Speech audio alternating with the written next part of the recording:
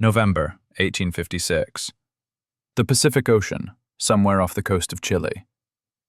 A 19-year-old pregnant woman stands alone on the deck of a racing clipper ship, worth more than $1 million in today's money. Below deck, her husband, the ship's captain, is dying from brain fever, delirious and unresponsive. The first mate is locked in his cabin, arrested for mutiny and sabotage. 32 sailors who've never taken orders from a woman are watching her, waiting. And directly ahead lies Cape Horn, the deadliest stretch of water on Earth, where the Atlantic meets the Pacific in storms so violent they've destroyed hundreds of ships and killed thousands of men. She has no official authority, no formal training, no legal right to command. But if she doesn't take control right now, everyone aboard will die. This is the true story of Mary Ann Patten, the teenager who did the impossible. Mary Ann Brown was born in 1837 in Chelsea, Massachusetts, a small coastal town where life revolved around the sea. Her childhood unfolded during America's maritime golden age, when sailing ships were the highways of global commerce, and clipper ships raced each other across oceans for glory and profit. The 1840s and 1850s saw the peak of sail technology, sleek vessels that could cross from New York to San Francisco in under 100 days, that carried fortunes in cargo, that made legends of their captains. Chelsea sat on Boston Harbor's edge, and young Mary Ann watched ships constantly, tall masts visible from her home, sails appearing and disappearing on the horizon, vessels arriving from China and California and Europe. Other girls her age played with dolls and learned needlework, preparing for domestic futures as wives and mothers. Mary Ann did those things too, but her imagination sailed beyond Massachusetts, beyond America, to all the exotic places those ships visited. Her family wasn't wealthy, but they valued education. Mary Ann learned to read and write well, uncommon for girls in that era when female education was often limited to basic literacy and domestic skills. She read everything she could find: novels, poetry, newspapers, and especially accounts of sea voyages. She devoured stories about clipper ship races, about captains who navigated by the stars, about storms and adventures in distant waters. While other girls dreamed of suitable marriages and comfortable homes, Mary Ann dreamed of horizons. She was intelligent, curious, independent-minded, qualities that were praised in boys but could be problematic in girls. Victorian society had very specific ideas about proper female behavior: modesty, obedience, domesticity, deference to male authority. Women weren't supposed to be adventurous or ambitious. They certainly weren't supposed to be interested in traditionally male domains like seafaring. Mary Ann didn't fit the mold, and she knew it. When she was 15, she met Joshua Patten at a social gathering in Chelsea. He was in his early 20s, already working as a ship's officer, ambitious and capable. Joshua was climbing the maritime career ladder.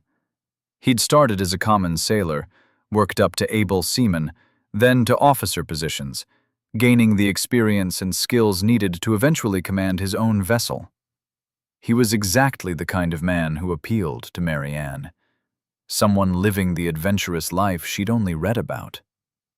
Their courtship was brief by modern standards, but typical for the era. Joshua recognized something special in Mary Ann. She wasn't like other young women he'd met. She asked intelligent questions about his work, was genuinely interested in sailing and navigation, didn't expect him to pretend his life at sea didn't exist. He could talk to her about his ambitions, his experiences, his dreams of commanding clipper ships. She understood in ways that other potential wives didn't. They married in 1853 when Mary Ann was just 16 years old. This wasn't unusually young for the time. Girls often married in their mid-teens. especially to men who could provide financial security. But this marriage was unusual in other ways. Most sea captains and officers left their wives at home when they sailed, visiting between voyages but living largely separate lives. Joshua and Mary Ann made a different choice from the beginning. Mary Ann asked to sail with him. She didn't want to be a sailor's wife, waiting endlessly at home, wondering if her husband would return, living a half-life punctuated by brief reunions. She wanted to share his life fully, to experience the world beyond Chelsea, to be part of the adventure rather than just hearing about it secondhand. And Joshua, remarkably for a man of his time, agreed. He understood that Mary Ann wasn't suited for conventional domestic life, that her spirit needed space to grow beyond what Chelsea could offer. Within their first year of marriage, Joshua achieved a major milestone.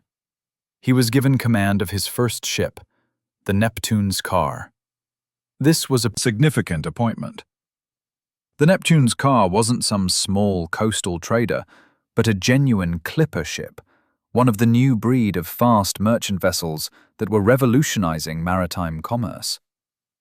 Built in 1853 in Massachusetts, she was 216 feet long, with 3 towering masts that could carry thousands of yards of canvas. She was designed for speed above all else, with a sharp bow and streamlined hull that could slice through water at velocities exceeding 15 knots in favorable conditions. Clipper ships were the cutting edge of technology in the 1850s, the Formula One race cars of their era. They carried high-value cargoes, tea from China, gold from California, manufactured goods from the East Coast to the West. Speed translated directly to profit because fresh tea commanded premium prices, because being first to San Francisco with goods meant capturing the best market prices, because reputation for fast passages attracted better cargo contracts and more prestigious appointments. The captains of these vessels were celebrities in maritime circles. Their passage times were published in newspapers, compared and analyzed like athletic records. Merchants knew which captains consistently made fast voyages. Sailors competed for positions on the fastest ships. Being a clipper ship captain meant status, income, and fame within the tight-knit world of American maritime commerce. At barely 25 years old, Joshua had achieved this goal, and Mary Ann would be part of it. She didn't go to sea as a passive passenger. From their first voyage together, Mary Ann was determined to understand her husband's work completely. She asked Joshua to teach her navigation, not just the basics, but the real skills that professional navigators needed. This was highly unusual. Women occasionally traveled on ships as passengers, but they didn't typically learn technical seamanship. Navigation was considered far too complex and mathematical for female minds, which Victorian scientists believed were unsuited for such rigorous intellectual work. Joshua ignored those prejudices. He recognized that Mary Ann was perfectly capable of learning navigation, and he began teaching her systematically. She learned celestial navigation first, how to use a sextant to measure the angle between the sun or stars and the horizon. This required understanding trigonometry, knowing how to use logarithm tables, being able to calculate latitude and longitude from observations combined with precise time measurements. It was genuinely difficult work that took professional navigators years to master. Mary Ann practiced constantly. During their voyages, she took sextant sights alongside Joshua, calculated their position independently, then compared her results with his. Initially, her calculations contained errors, but Joshua patiently explained where she'd gone wrong, helped her understand the mathematics and the techniques. Within months, her navigation work was accurate enough to be trusted. Within a year, she could navigate the ship as competently as any trained officer. She learned to read nautical charts, understanding the symbols indicating depths, currents, hazards, safe anchorages. She studied pilot books that described approaches to various ports, learning the specific challenges of entering harbors around the world. She memorized the sailing directions for different routes, which months offered favorable winds, where dangerous storms were common, how ocean currents would help or hinder progress. She absorbed an enormous amount of technical knowledge that even experienced sailors often lacked. Joshua also taught her about weather prediction, how to read clouds and wave patterns, how barometric pressure changes indicated approaching storms, how wind shifts telegraphed changing conditions. At sea, before radio or weather forecasts, captains had to predict weather themselves, based on observation and experience. Mary Ann learned to see what experienced sailors saw, too. Anticipate storms hours before they arrived, to recognize the subtle signs that separated routine squalls from dangerous tempests. She learned the language of sailing, hundreds of specific terms for every rope, every sail, every part of the ship's complex rigging. She learned the commands that would tell sailors exactly what to do. "Shake out the reefs!" meant to unfurl sections of sail that had been tied up to reduce area. "Clew up the royals!" meant to gather up the highest sails on each mast. "Wear ship!" meant to turn the vessel by steering away from the wind. This specialized vocabulary had evolved over centuries to enable precise communication in conditions where misunderstanding could be deadly. She observed how Joshua managed the crew, when to be firm and when to be lenient, how to maintain discipline without creating resentment, how to identify reliable sailors and assign them to critical positions. A clipper ship crew typically numbered 30 to 40 men from diverse backgrounds: American sailors, European immigrants, occasionally Chinese or Pacific Islander crew members. Managing this diverse group required not just authority, but psychological understanding, the ability to motivate men to work brutally hard in dangerous conditions for relatively modest pay. Mary Ann was absorbing a complete education in ship command, learning skills that most male officers took decades to acquire through progression up the maritime career ladder.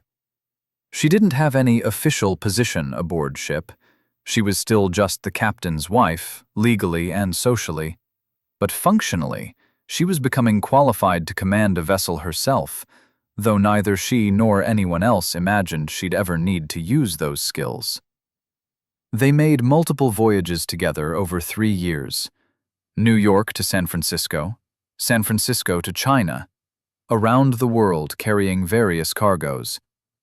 Mary Ann saw the world in ways that women of her era rarely did. She visited California during the gold rush, saw San Francisco transform from a sleepy port to a booming city. She walked streets in Canton, China, witnessing a completely different civilization. She experienced tropical heat in equatorial waters and numbing cold near Cape Horn. She weathered storms that sent green water crashing across the deck and experienced doldrums where the ship barely moved for days in glassy, breathless seas. By 1856, when Mary Ann was 19, she'd logged more sea time than many professional sailors. She'd navigated thousands of miles, had proven her skills repeatedly, had become genuinely competent in maritime arts that society insisted women couldn't master. She'd also fallen pregnant with their first child, something that would normally mean staying ashore for the next voyage. But Mary Ann wanted to make one more trip before settling into motherhood, and Joshua agreed. They'd sail together on the Neptune's car from New York to San Francisco, a routine voyage they'd made before. Nothing unusual. Expected. Neither of them could have imagined what would happen on that voyage. Neither could have known that all of Mary Ann's accumulated knowledge and skill would be tested in the most extreme circumstances imaginable, that she'd face challenges that would have broken most men, that she'd accomplish something unprecedented in maritime history. The education was complete. The test was coming. and Mary Ann Patten would prove herself in ways that would shock the world.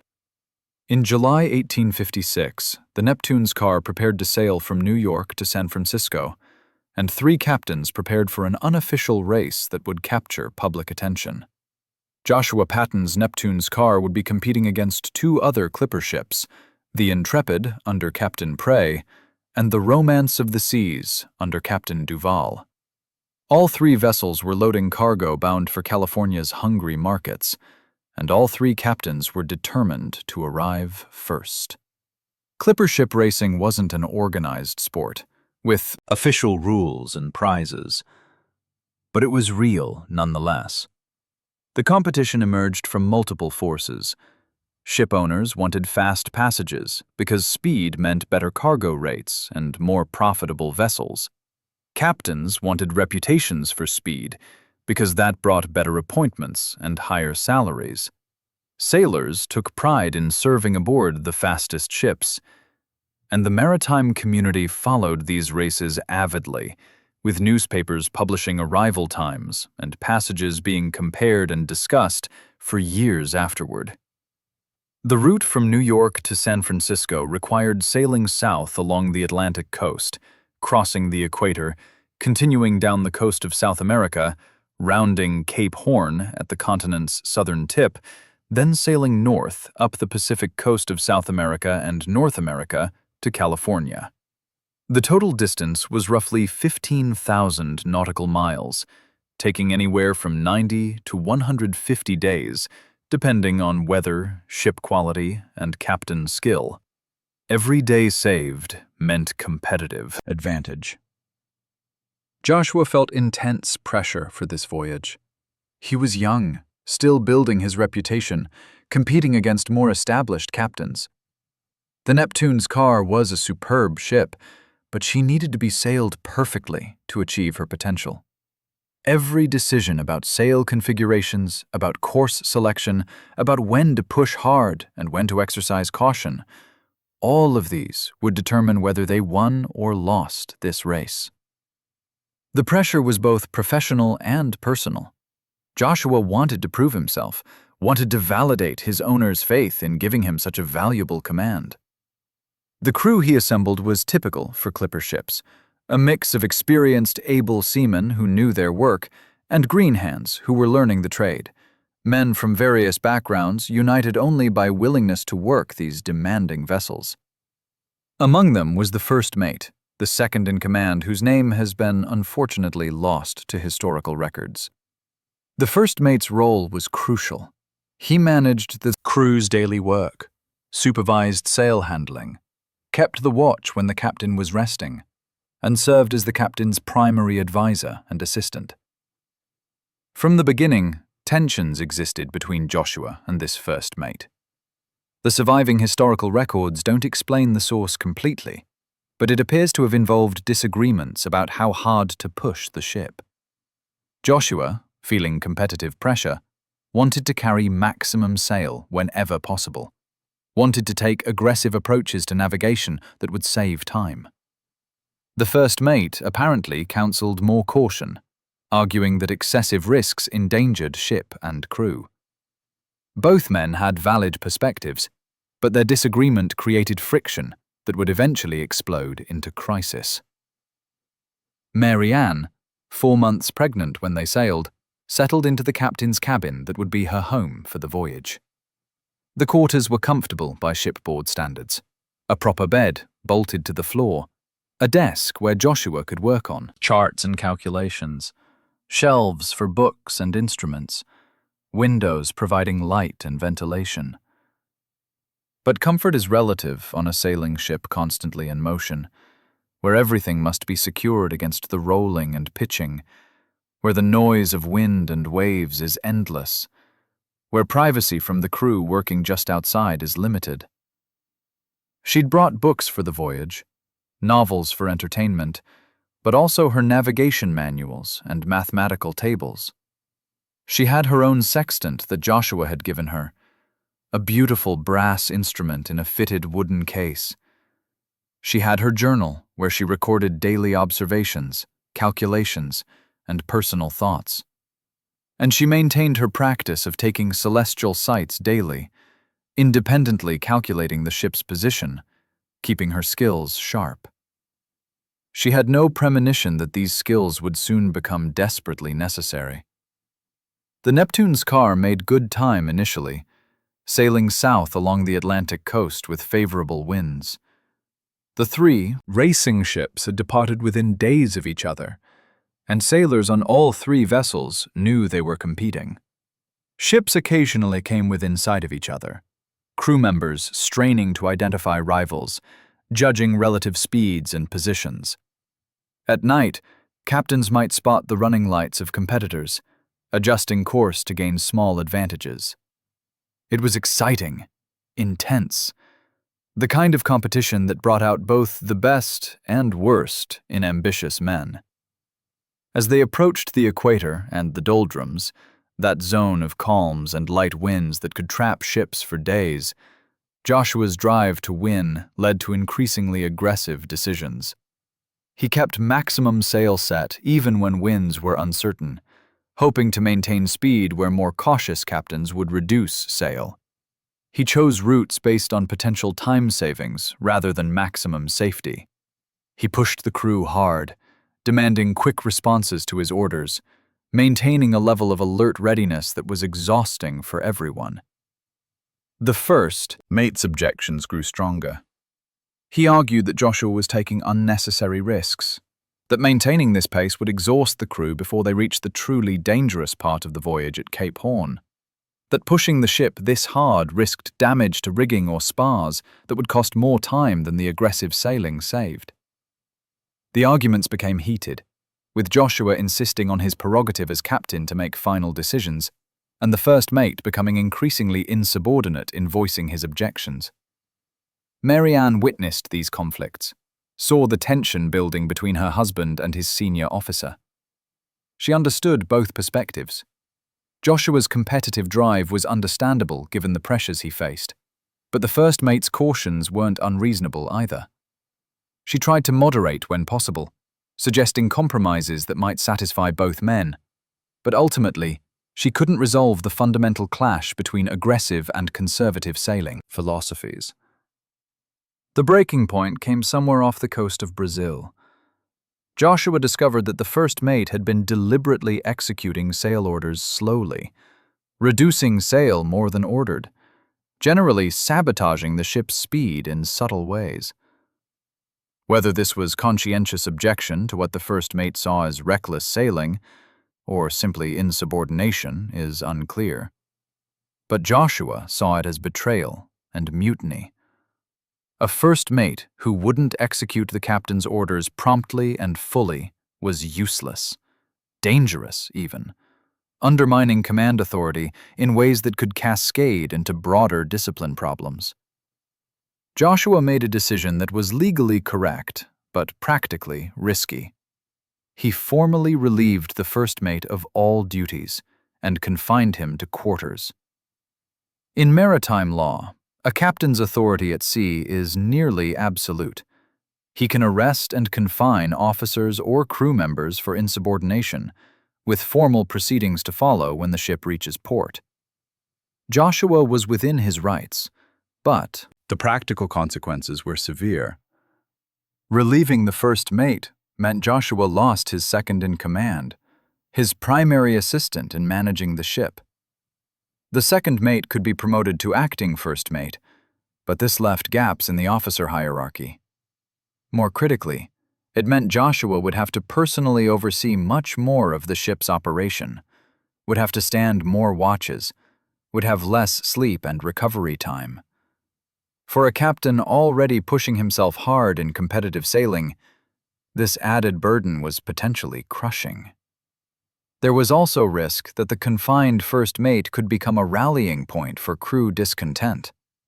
If sailors sympathized with him, if they felt Joshua's decision was unjust or too harsh, they might create discipline problems or even organize mutiny.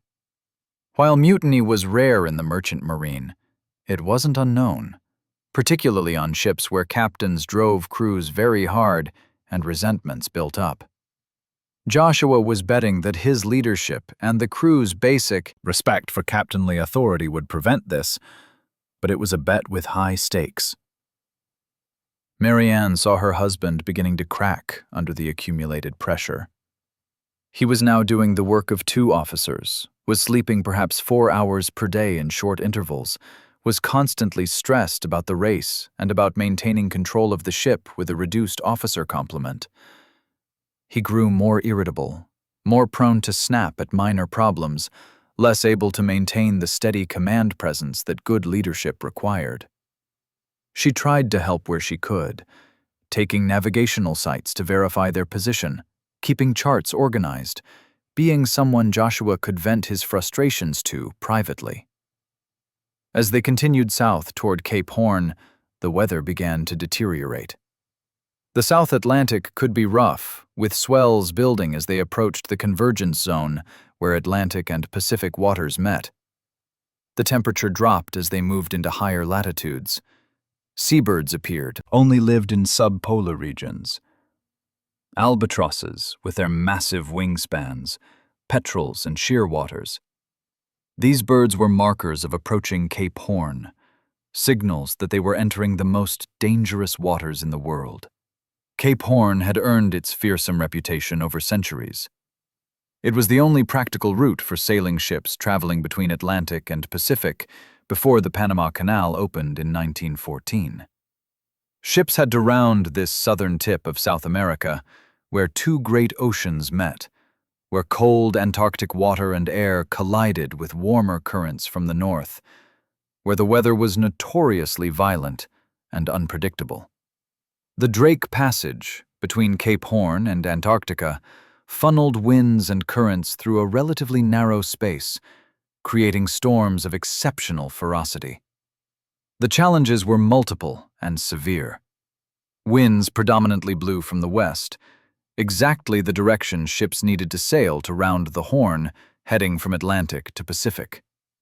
This meant beating into headwinds for days or weeks, making minimal progress, sometimes being driven backward by particularly strong gales. Waves in the Drake Passage could exceed 50 feet in height, massive, moving mountains of water that could break over a ship and sweep crew members overboard. The cold was intense. Temperatures near freezing, wind chill making it feel much colder, spray freezing on rigging and creating dangerous ice loads. Perhaps worst was the isolation and the extended duration of the ordeal. Ships couldn't simply round the Horn in a day or 2. The passage typically took 1 to 4 weeks, depending on weather and ship performance. During that entire period, crews had no shelter, no respite from brutal conditions. They worked in freezing spray, climbed ice-coated rigging to handle frozen canvas, survived on minimal sleep while constantly battling wind and sea. Many sailors died at Cape Horn, swept overboard, falling from rigging, succumbing to exposure and exhaustion. Many ships were lost, driven onto rocks, foundering in storms, simply disappearing, without survivors to tell what happened. Joshua Patten knew all this as he approached Cape Horn in October 1856. He'd rounded the Horn on previous voyages, understood its dangers intimately. But he was also determined to maintain competitive pace, to win the race against intrepid and romance of the seas. He couldn't afford to heave to and wait out storms like more cautious captains might. He had to keep pushing, had to accept risks that in other circumstances he might avoid. And he was exhausted, sleep-deprived, working without his first mate's assistance, driving himself beyond sustainable limits. Mary Ann watched all this with growing concern. She could see Joshua deteriorating, could see the toll of stress and exhaustion accumulating. She tried to convince him to rest more, to delegate more responsibility to the second mate, to ease the pressure he was putting on himself. But Joshua couldn't, or wouldn't, slow down. The race obsessed him. The competitive pressure drove him beyond rational limits, and the Neptune's car sailed into the Cape Horn weather with a captain pushed to the breaking point. Then, disaster struck. The exact date isn't clearly documented, but sometime in mid-October, as they entered the worst of the Cape Horn weather, Joshua collapsed. He'd been standing watch in brutal conditions, freezing wind, spray coating everything in ice, waves breaking over the bow. He'd been doing this for weeks with minimal sleep, driven by competitive fury and sense of command responsibility. His body and mind simply couldn't sustain it anymore. The collapse manifested as what contemporaries called brain fever, probably meningitis or encephalitis, possibly typhoid fever affecting the central nervous system, possibly complete nervous and physical breakdown from exhaustion. Whatever the exact medical cause, the result was catastrophic. Joshua became delirious, unable to recognize people or understand where he was. He ran a high fever that wouldn't break, despite all the remedies Mary Ann tried. Within days, he became comatose, completely unresponsive, apparently dying. The Neptune's car, approaching the most dangerous waters in the world, suddenly had no functioning captain. The confined first mate remained under arrest. The second mate was competent in routine seamanship, but lacked the navigational skills and command experience needed for Cape Horn. And the only person aboard with the knowledge required to navigate those deadly waters was Mary Ann Patten, 19 years old, 6 months pregnant, with no official authority whatsoever. The crisis that would define her life had arrived. The captain's cabin, where Joshua lay unconscious, must have felt like a nightmare made real for Mary Ann. Her husband, the strong and capable captain who'd promised to always protect her, who'd been her teacher and guide through 3 years of maritime adventure, was dying before her eyes. She tried everything she could think of, from the ship's limited medical supplies, cold compresses to lower his fever, various medicines that the medical manual suggested for brain fever, careful monitoring of his vital signs, hoping for any improvement. Nothing worked. Joshua remained trapped in delirium, his body burning with fever, his mind unreachable in whatever fevered landscape it wandered. Outside the cabin, the situation aboard the Neptune's car was deteriorating rapidly. The second mate, now the ranking officer, understood seamanship well enough. He could handle routine sail changes, could manage the watch rotation, could keep the ship functioning on a basic level. But he knew, and the crew knew, that basic competence wasn't sufficient for what lay ahead. Cape Horn wasn't routine. Cape Horn required expert navigation, decisive leadership, willingness to make critical decisions under extreme pressure.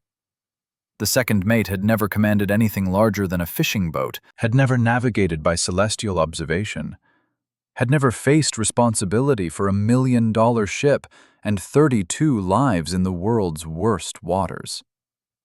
The confined first mate saw his opportunity in this chaos. From his locked quarters, he began calling out to crew members passing by, arguing that with the captain incapacitated, his arrest was no longer valid. He should be released and restored to command. He had the experience needed. He could navigate Cape Horn. He could save them all from the incompetent leadership that would otherwise doom them. Never mind that he'd been confined for insubordination and sabotage. That was irrelevant now that survival was at stake. Some crew members found these arguments persuasive. They were frightened, approaching the most dangerous waters in the world with no real captain, with weather already building toward the first of the Cape Horn gales. The first mate, whatever his previous faults, was at least an experienced officer who'd rounded the horn on past voyages. He represented the known versus the terrifying unknown of continuing without proper command. A delegation of sailors approached the second mate, arguing forcefully that the first mate should be released and given back his position. The second mate was paralyzed with indecision. He understood the arguments for releasing the first mate. They did need experienced leadership. The first mate was technically qualified. They were facing genuine emergency. But he also knew that Captain Patten had confined the first mate for valid reasons, that releasing him without the captain's authorization could itself be considered mutiny, that the first mate had proven himself unreliable in his previous position. What should he do? He genuinely didn't know, and his uncertainty was visible to everyone aboard.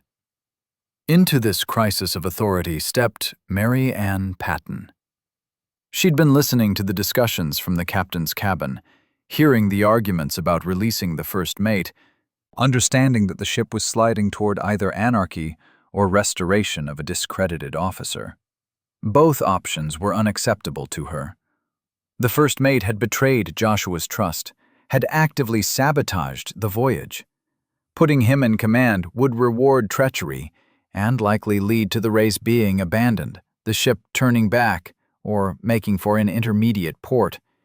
Everything Joshua had worked for being lost. But beyond her loyalty to Joshua's interests, Mary Ann understood something deeper. She could do this herself. She had the navigational knowledge. She'd studied for 3 years, had taken hundreds of celestial sites, had worked through countless calculations, had proven her competence repeatedly in Joshua's presence. She understood weather, understood how to read charts and pilot books, understood sail handling and ship management. She lacked official authority, lacked formal training, lacked the physical strength to climb rigging or haul ropes, but she had the intellectual and technical skills that were most critical for a captain. She could navigate, could make strategic decisions, could lead if others would follow. The decision to step forward required extraordinary courage. Mary Ann wasn't naive about the obstacles she faced. She was a woman in a profession that didn't admit women. She was 19 years old when most captains were decades older. She was visibly pregnant, which made her seem even more out of place aboard a working ship. She had no legal authority. Maritime law didn't recognize women as officers, didn't provide any mechanism for her to officially take command.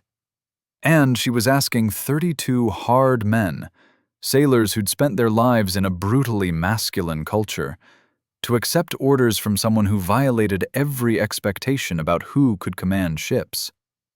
But the alternatives were worse. Releasing the first mate meant betraying Joshua and likely losing the race. Continuing with the uncertain second mate meant probable disaster at Cape Horn. Mary Ann believed she could navigate the Neptune's car safely around the Horn and on to San Francisco if the crew would follow her orders. It was audacious, probably crazy, certainly unprecedented, but it was also their best chance. She walked out onto the deck and called the entire crew together. Picture this moment. A teenage girl, 4 months pregnant, standing on the pitching deck of a clipper ship entering storm conditions, facing 32 weathered sailors who expected captains to be middle-aged men with decades of sea experience. The contrast couldn't have been more stark. Everything about the situation screamed that what she was proposing was impossible. But Mary Ann wasn't asking permission or apologizing for her gender and age. She was stating facts and making a proposal. She explained the situation clearly. Captain Patten was incapacitated, unable to resume command. The first mate had been rightly confined for insubordination and sabotage. The second mate, while competent in basic seamanship, lacked the navigational skills and command experience needed for Cape Horn. They needed someone who could navigate by celestial observation, who understood weather patterns and currents, who could make the complex strategic decisions required for rounding the Horn successfully. She had those skills. She'd been learning navigation for 3 years under Captain Patten's instruction. She could prove her competence, if they'd allow it. Then she demonstrated. She explained their current position, latitude and longitude calculated from her morning sextant sight. She described the weather patterns they'd face approaching Cape Horn, based on the season and recent barometric pressure readings. She outlined the course she'd recommend, staying well off the coast to avoid lee shore dangers, maintaining a southerly track to get favorable angles through the Drake Passage. She showed knowledge that couldn't be faked, familiarity with technical details that only genuine navigators possessed. Some crew members were immediately convinced. They'd seen Mary Ann taking sights and working with charts over years of sailing with Captain Patten. They knew she'd been learning navigation seriously, that this wasn't some last-minute pretension. They understood that she actually did have the technical knowledge required.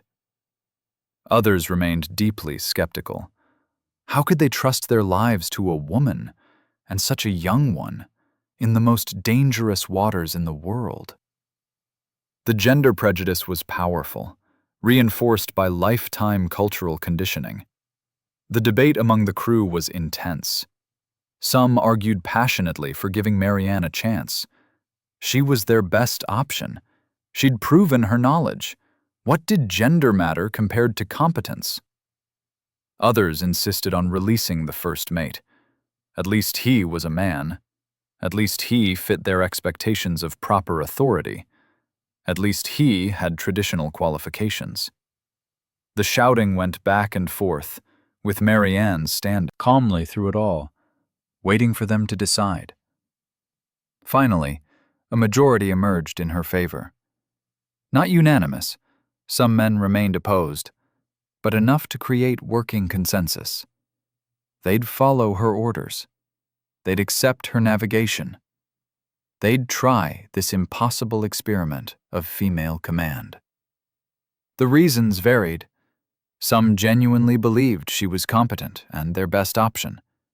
Others felt loyalty to Captain Patten and wanted to honor his wishes by not releasing the first mate he'd confined. Some may have been curious to see if a woman really could do this. But regardless of motivation, they agreed to follow her. Mary Ann's first commands showed both her knowledge and her understanding of human psychology. She didn't immediately start making radical changes or showing off her authority. She confirmed the second mate in his position as her primary assistant, making clear she wasn't trying to eliminate the existing officer structure. She organized the watch rotation sensibly, ensuring no one was pushed to exhaustion. She ordered modest sail reduction, not because she was timid, but because she was prioritizing safety while everyone adjusted to the new command structure. She also addressed the first mate problem decisively. He would remain confined under the arrest Captain Patten had ordered. Mary Ann wasn't going to release him or restore him to duty. She made clear that any attempt by the first mate to organize mutiny or create disruption would be dealt with harshly, with the full force of maritime law when they reached San Francisco. She had the second mate and several loyal crew members maintain constant watch to ensure the first mate couldn't communicate extensively with potential supporters. Then she went to work on navigation. She took a careful noon sight, measuring the sun's maximum altitude to calculate latitude. She timed the chronometer reading at local noon to calculate longitude. She plotted their position on the chart, marked their progress, calculated the course to Cape Horn. She studied the pilot books describing Cape Horn approaches, memorizing the specific dangers and the recommended strategies for dealing with them. She checked and rechecked her calculations, ensuring accuracy, because mistakes in these waters could be fatal. The crew watched her work with a mixture of fascination and anxiety. This was unprecedented. No woman had ever commanded a merchant ship, let alone a clipper ship approaching Cape Horn.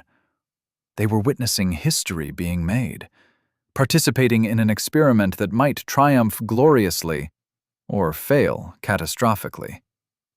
Either way, it was extraordinary, something they'd tell their grandchildren about decades later. As the first day of her command ended and night fell over the increasingly rough seas, Mary Ann allowed herself a moment of private fear. She returned to the cabin where Joshua lay unconscious, sat beside him, held his hand. She was terrified of the responsibility she'd accepted, of the weather ahead, the possibility that she'd made a terrible mistake that would cost lives. But she was also determined. She'd committed herself. The crew was following her. She would navigate the Neptune's car around Cape Horn or die trying. There was no turning back now. The weather continued building through the night. The barometer fell steadily, indicating approaching storm systems. The wind increased from moderate to strong to gale force. The seas built from large swells to genuine storm waves, mountains of water that made the sturdy clipper ship seem suddenly small and fragile. And at the helm of all this, making the decisions that would determine whether they survived, was a 19-year-old pregnant woman who'd never commanded anything before. The impossible had begun. Cape Horn weather doesn't build gradually with polite warnings. It attacks, overwhelming ships with savage ferocity that tests every timber and every soul aboard. Within days of Mary Ann taking command, the Neptune's car was fighting through conditions that ranked among the worst in the world's oceans. Waves 40 and 50 feet high rolled in from the west, massive walls of gray-green water that buried the bow and sent spray flying over the masts. Wind screamed through the rigging at sustained speeds exceeding 50 knots, with gusts even stronger. The cold was intense and penetrating. Air temperature near freezing, wind chill making it feel far colder, spray freezing on every surface. Mary Ann commanded from the deck, not from the relative comfort of the captain's cabin. She needed to see what was happening, needed to assess wave patterns and wind shifts, needed to be visible to the crew who were risking their lives following her orders. She dressed in Joshua's spare weather gear, heavy wool coat, oilskin over that to shed water, layers of clothing underneath, thick gloves that were never quite adequate against the cold. She looked ridiculous, a tiny figure swimming in clothes sized for a man, considerably larger, but function mattered infinitely more than appearance. The fundamental challenge of rounding Cape Horn westbound, sailing from Atlantic to Pacific, was that the prevailing winds blew from the west, exactly the direction ships needed to go. Sailing vessels can't sail directly into the wind. They have to tack at an angle, zigzagging across the wind direction, making slow progress toward an upwind destination. In calm waters with moderate winds, this is merely tedious. In Cape Horn conditions, with gale force headwinds and massive seas, it's nightmarish. Each tack required complex choreography, involving the entire crew. Turning the ship through the wind meant coordinating dozens of lines that controlled the angle and trim of sails, releasing some ropes while tensioning others, timing everything precisely so the ship wouldn't get caught in irons, stuck facing directly into the wind and unable to complete the turn. In storm conditions, with waves trying to push the ship around and wind making sails difficult to control, this maneuver was dangerous, even for experienced crews. One mistake could lead to tangled rigging, torn sails, or the ship being thrown onto her side by wind catching sails at wrong angles. Mary Ann had to judge when to tack, when they'd made sufficient progress on one heading and needed to turn to make progress on the other direction. She had to balance making distance toward their destination against the physical toll on the crew who had to execute each tack and the risk that something would go wrong during the maneuver. She studied the wave patterns, looking for periods of relative calm between larger sets when attack could be attempted more safely. She watched the crew's energy levels, ensuring they weren't pushed beyond their ability to work safely and effectively. She also had to make constant decisions about sail configuration, how much canvas to carry in current conditions. More sail meant more speed, but also more force on the rigging and spars. More risk of something breaking, more difficulty controlling the ship. Too little sail meant the ship wouldn't maintain steerage way, wouldn't have enough forward momentum to respond to the helm. The balance was delicate and constantly changing as wind strength varied. In the worst conditions, Mary Ann ordered the upper sails taken in completely. The royals and topgallants that normally crowned the masts were furled and secured, reducing the sail area, but also reducing the risk of broken spars or torn canvas. The crew had to climb the rigging to accomplish this, working on yards 100 feet above the pitching deck, hands numb with cold, holding on desperately while wind tried to tear them loose. It was genuinely dangerous work. Sailors died regularly falling from rigging, especially in these conditions. But it had to be done. And Mary Ann couldn't ask men to do what she couldn't do herself if she'd had the physical strength. She managed the crew with a combination of firm orders and evident concern for their safety. She didn't ask for unnecessary risks, didn't push them beyond what weather truly required.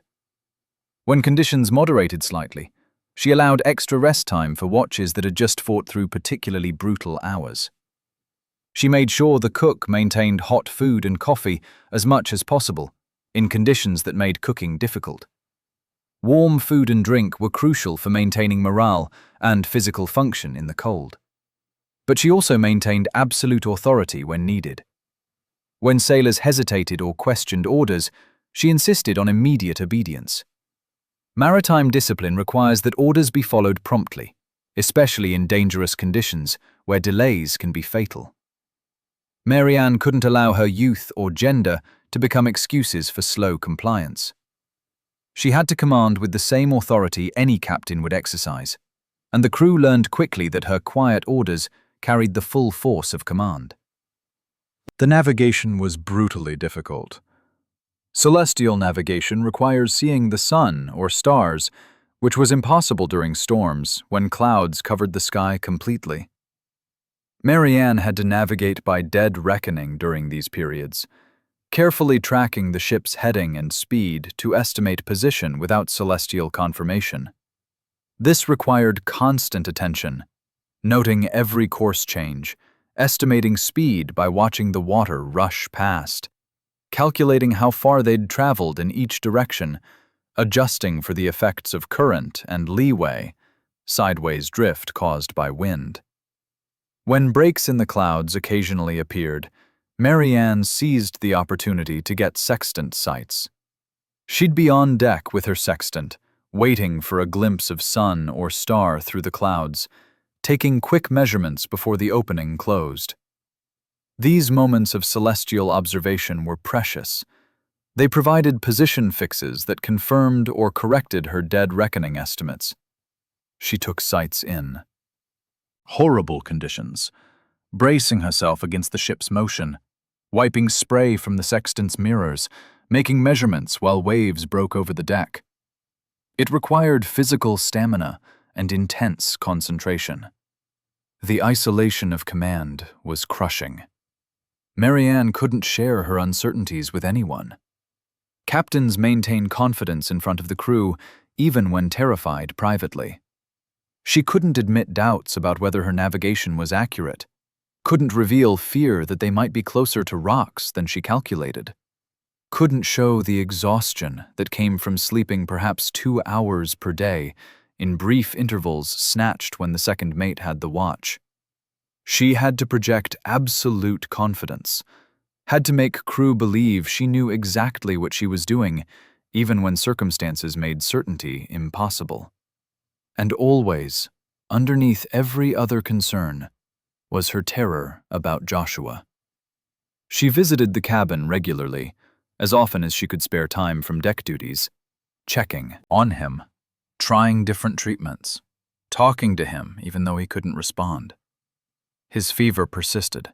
His unconsciousness continued. The medical books aboard offered little useful guidance for brain fever, and Mary Ann had no training beyond what she'd desperately read in those books. She was watching her husband die slowly, unable to help him, while simultaneously commanding a ship through the worst weather in the world. The physical toll of all this was extraordinary. Mary Ann was pregnant, 6 months along at this point, dealing with all the discomforts and exhaustion that pregnancy brings. She was sleeping minimally, eating irregularly, constantly exposed to cold and wet conditions. She was under immense psychological stress from command responsibility and fear for Joshua. Her body should have rebelled, should have forced her to rest, but somehow she kept functioning through sheer force of will. The crew watched her with growing amazement. They'd initially agreed to follow her orders with varying degrees of skepticism and reluctance. Now they were witnessing something extraordinary. This teenage woman displaying more courage and skill than many veteran captains showed. She was navigating expertly, commanding decisively, enduring conditions that broke grown men. Their initial prejudices about female incompetence couldn't survive this prolonged demonstration of capability. Some began to feel protective, wanting to help her, wanting to reduce her burden. Others felt simple respect earned through proven competence. After nearly 2 weeks of brutal Cape Horn weather, they finally began making consistent progress westward. The storms continued. Cape Horn never offers easy passage. But they'd worked far enough south and west that each tack carried them closer to clear water, rather than pushing them back toward rocks. Mary Ann's navigation had been accurate throughout. They'd maintained safe distance from shore, hadn't encountered ice despite the risks, threaded through the worst dangers without disaster. The confined first mate, hearing reports of conditions and their progress, gradually realized that Mary Ann was succeeding. She was actually going to navigate them around Cape Horn, something he'd doubted was possible under female command. His hopes of being released and restored to authority were fading. The crew who'd initially supported him were now committed to Mary Ann's leadership. His confinement would continue to San Francisco, where he'd face consequences for his original insubordination. 50 days after Mary Ann took command, they cleared Cape Horn proper and entered the Pacific Ocean. The weather moderated from catastrophic to merely difficult. The temperature rose slightly. The psychological burden eased just a fraction, with the worst behind them. Mary Ann had achieved something unprecedented. She'd commanded a clipper ship through the most dangerous passage in the world. No woman had done this before. Most male captains would have been proud of such an accomplishment. Mary Ann, 19 and pregnant, had done it while her husband lay dying below deck. But the voyage wasn't over. They still had thousands of miles to sail up the Pacific coast to San Francisco. Every day brought new challenges, new decisions, new demands on Mary Ann's dwindling energy reserves. She'd proven she could command through the worst conditions.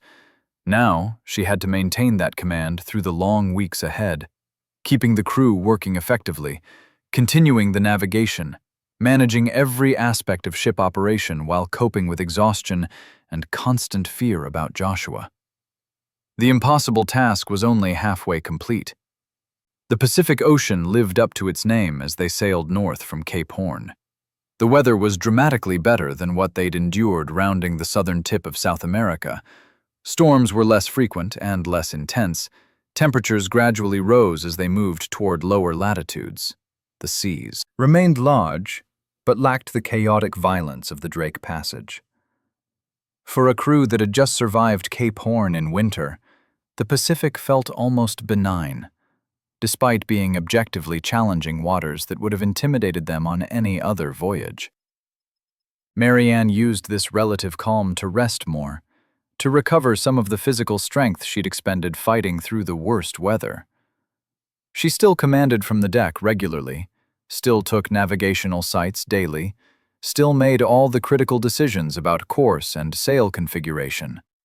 But the second mate was gaining confidence in handling routine matters, and Mary Ann learned to delegate more, to trust that certain tasks would be completed competently without her direct oversight. This wasn't weakness. It was recognition that she couldn't maintain the intensity of the Cape Horn passage indefinitely without collapsing completely. Joshua's condition remained unchanged, still comatose, still burning with fever, still unreachable, despite all her desperate efforts. Mary Ann had tried every treatment the medical books suggested and several desperate measures they didn't recommend. Nothing worked. His strong body was wasting away from weeks of consuming nothing but the broth and water she spoon-fed to him. His breathing remained steady, but shallow. He showed no awareness of his surroundings, no response to her voice or touch. She was watching him die by degrees, unable to do anything except keep him clean and as comfortable as possible. The emotional toll of this was crushing. Mary Ann couldn't grieve properly. She had to maintain command presence, couldn't show the crew how devastated she was by Joshua's condition. But in the privacy of the captain's cabin, during brief rest periods, the mask fell away. She wept. She prayed. She bargained with God in the way desperate people do when facing losses they can't accept. She'd given up everything to follow Joshua to sea, had built her life around their partnership, had been so happy in their unconventional marriage. Now it was ending in this horrible way, with Joshua slipping away while she couldn't even focus fully on him because of command responsibilities. Some days the unfairness of it overwhelmed her. She was 19 years old, pregnant, thousands of miles from home, commanding a ship through one of history's most remarkable voyages. But all she wanted was her husband back, wanted the nightmare to end, wanted to wake up and find Joshua healthy and laughing at some bad dream. But the nightmare continued, day after day. The Neptune's car sailed on toward California, and Joshua showed no signs of improvement. The confined first mate remained a simmering problem. He'd been proven wrong. Mary Ann had successfully navigated through Cape Horn, had commanded the ship competently through conditions he doubted any woman could handle. This reality contradicted his worldview so completely that he couldn't accept it. Instead, he convinced himself that they'd just been lucky, that Mary Ann's success was accidental rather than deserved, that proper male authority should still be restored. He continued trying to communicate with crew members, looking for anyone who might support renewed efforts to reclaim his position.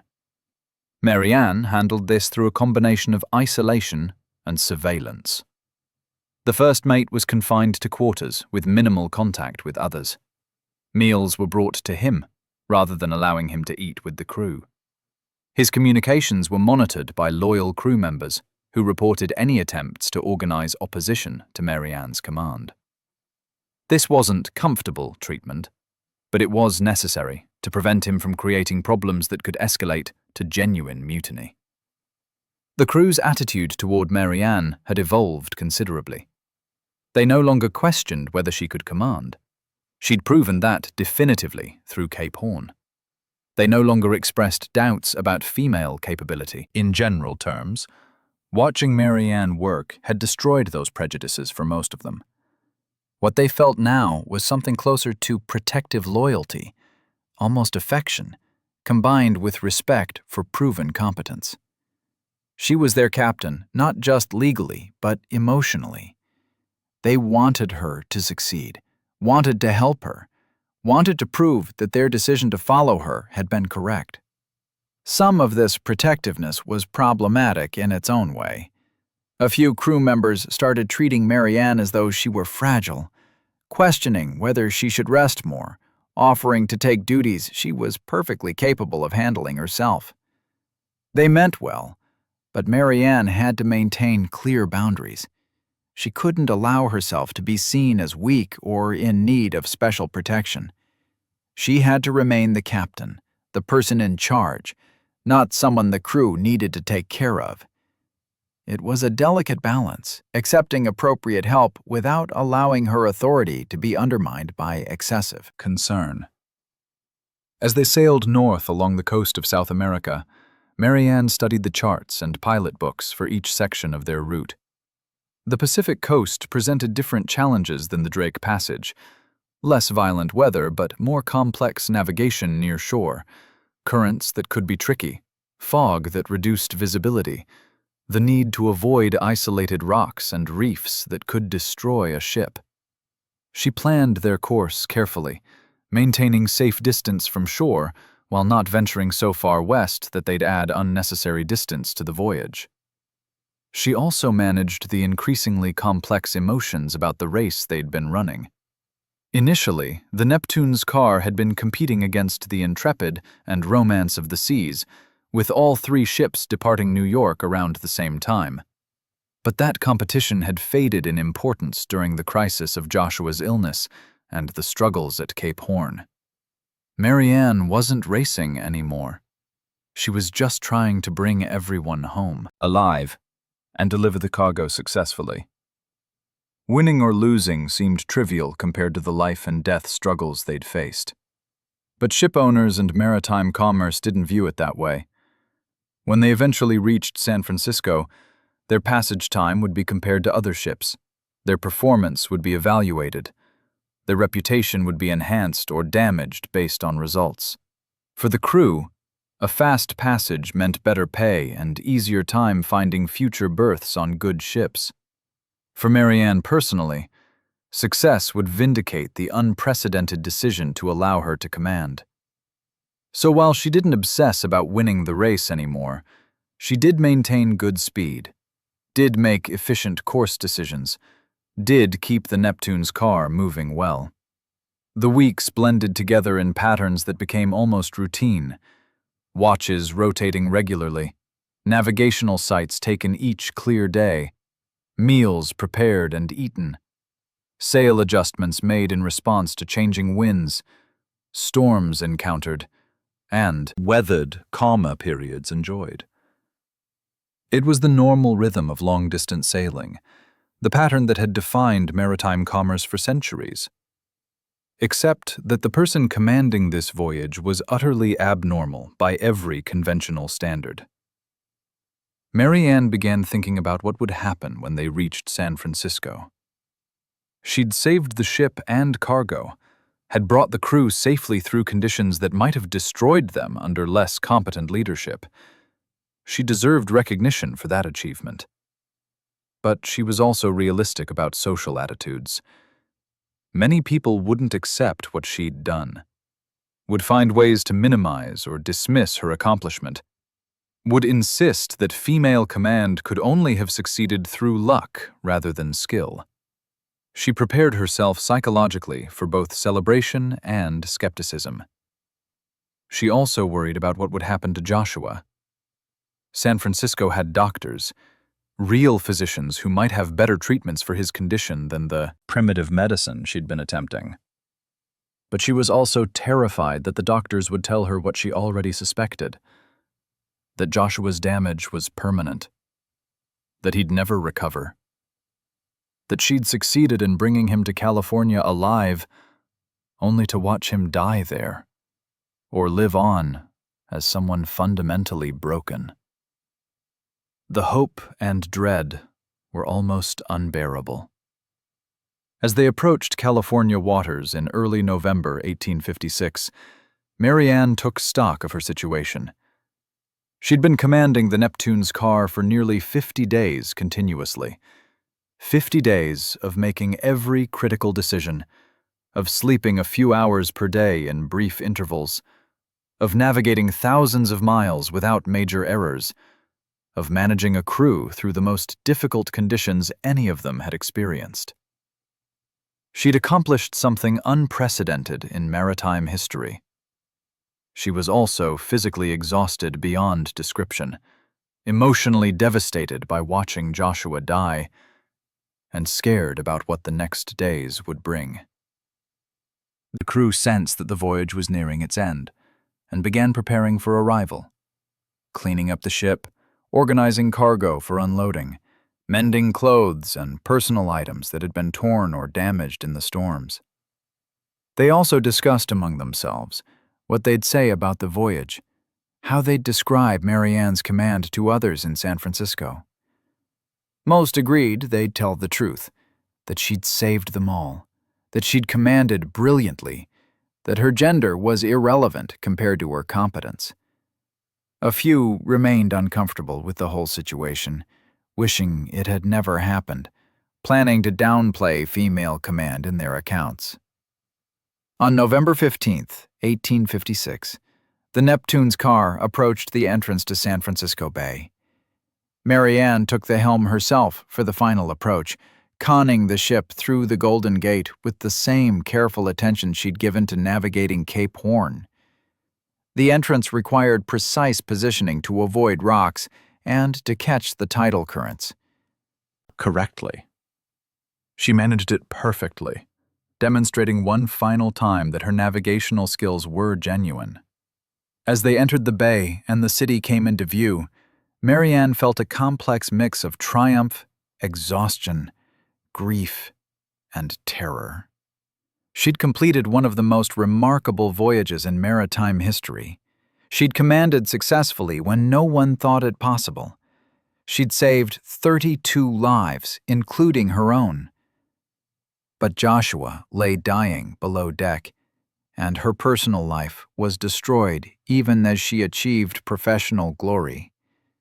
Success and tragedy were inseparable, leaving her unsure whether to celebrate or weep. Word had preceded them. Other ships that had passed the Neptune's car had reported seeing something unusual about her command, had spread rumors that reached San Francisco before their arrival. The waterfront was crowded with curious people wanting to see the ship commanded by a woman, wanting to glimpse this impossible person who'd done what women supposedly couldn't do. As Neptune's car dropped anchor, San Francisco was buzzing with anticipation. History had arrived in port, and everyone wanted to witness it. The Neptune's car dropped anchor in San Francisco Bay on November 15, 1856, after 120 days at sea from New York.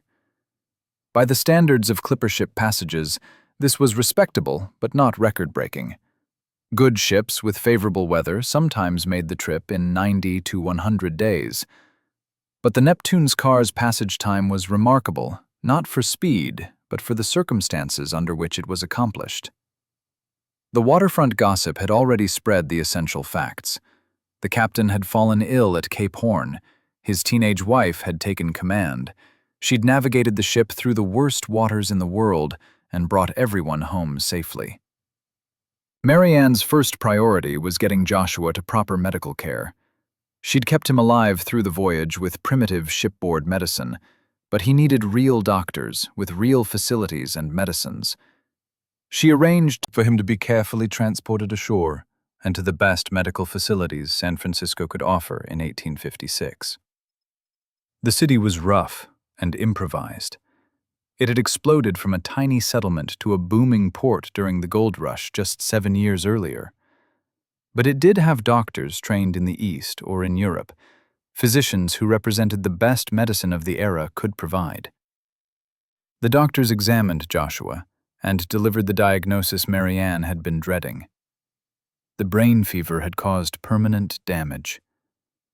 He might survive for years in his current diminished state, but he'd never fully recover. His mind had been affected too severely, his motor functions too compromised. The vigorous young captain was gone, replaced by someone who would need constant care, who might never again recognize his wife or understand where he was. It was a devastating prognosis, confirming Mary Ann's worst fears while destroying her last hopes for his recovery. Meanwhile, news of the Neptune's car's arrival was spreading across San Francisco like wildfire. Newspapers sent reporters to interview Mary Ann and the crew. The story was sensational. Young woman commands ship. Female captain navigates Cape Horn. Teenage mother saves crew. Headlines screamed the details in the exaggerated style typical of 1850s journalism.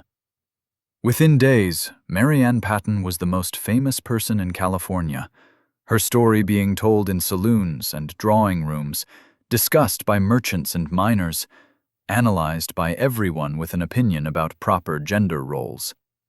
The reactions were predictably mixed. Many people, particularly women and progressive thinkers, celebrated Mary Ann's achievement as proof that female capability had been unjustly limited by social prejudice.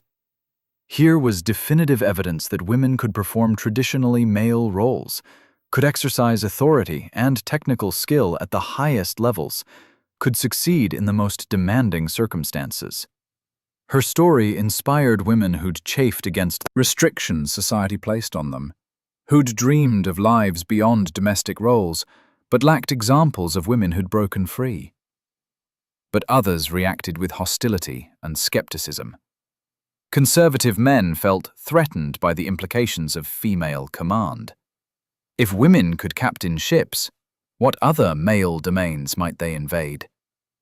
Some religious conservatives objected on principle, citing biblical passages about proper gender hierarchy and women's subordinate roles. They insisted Mary Ann's success was either exaggerated, accidental, or evidence of improper ambition that violated natural and divine law about women's proper sphere. The newspapers amplified both perspectives. Some papers ran glowing profiles praising Mary Ann's courage and skill, framing her as a heroic figure who'd saved lives through competence and determination. Others published snide commentary, questioning whether she'd really commanded the ship or just gotten lucky, suggesting the crew had done the real work while she took undeserved credit. The debate became proxy for larger arguments about women's capabilities and proper roles in society. Mary Ann largely avoided the press attention. She gave one or two brief interviews explaining what had happened, then retreated to focus on Joshua's care and her own health. She was exhausted, physically and emotionally, pregnant and dealing with the trauma of the voyage and Joshua's condition. She had no energy for becoming a public figure or a symbol in debates about women's rights. She'd done what circumstances required, had never sought fame or controversy, wanted only to be left alone to grieve and recover. But the maritime commercial community couldn't ignore what she'd accomplished. The Neptune's car had arrived safely, with its valuable cargo intact. The ship and cargo had been insured for enormous sums, and those insurers had come dangerously close to major losses if the ship had been abandoned or wrecked at Cape Horn. Mary Ann's competent command had preserved hundreds of thousands of dollars in value for the ship's owners, the cargo's owners, and the insurance companies that would have paid claims for losses. The insurers recognized that they owed Mary Ann special compensation. Ship captains received bonuses for safe, timely passages, but Mary Ann had gone beyond normal duty. She'd saved a ship that might otherwise have been lost, had prevented insurance claims that would have cost them fortunes. They awarded her $1,000, a substantial sum in 1856, roughly equivalent to $30,000 to $40,000 in modern purchasing power, enough to provide some financial security for her uncertain future. The ship's owners also recognized her achievement, though they were more conflicted about it. They were pleased the Neptune's car had arrived safely and that the cargo had been delivered. But they were also uncomfortable with the precedent Mary Ann had set. They didn't want women demanding command positions, didn't want their conventional male captains questioned or compared unfavorably to a teenage female. They paid her the agreed compensation, but made clear this was a unique situation, not something they intended to repeat or encourage. The crew of the Neptune's car dispersed to other ships and other voyages, but they carried Mary Ann's story with them. In saloons and boarding houses across the Pacific maritime world, sailors told the tale of the teenage female captain who'd commanded through Cape Horn. Some told it straight, as an inspiring story of courage and competence. Others embellished it with invented details that made better narratives. A few downplayed her role, uncomfortable with female authority, even after witnessing it directly. But all of them told some version of the story, spreading Mary Ann's fame through the oral culture of maritime workers. The confined first mate was released when they reached port, and immediately began telling his own version of events. That he'd been unjustly confined, that Mary Ann had usurped authority, that the voyage's success was despite, rather than because of, female command. Few people believed him, especially after other crew members contradicted his account, but he found some sympathetic audiences among men who wanted to believe that women couldn't really command ships competently. Mary Ann made arrangements to return to the East Coast. Joshua was stable enough to travel, though he'd need constant care. She was now about 8 months pregnant and needed to be somewhere with family support for the birth. The Neptune's car would make the return voyage to New York under a different captain. Neither Mary Ann nor Joshua would ever sail on her again. Their life at sea was over, ended by Joshua's illness and the impossible circumstances that had thrust Mary Ann into command. The voyage back east was by steamship, the new technology that was beginning to supplement and would eventually replace sailing ships for passenger transport.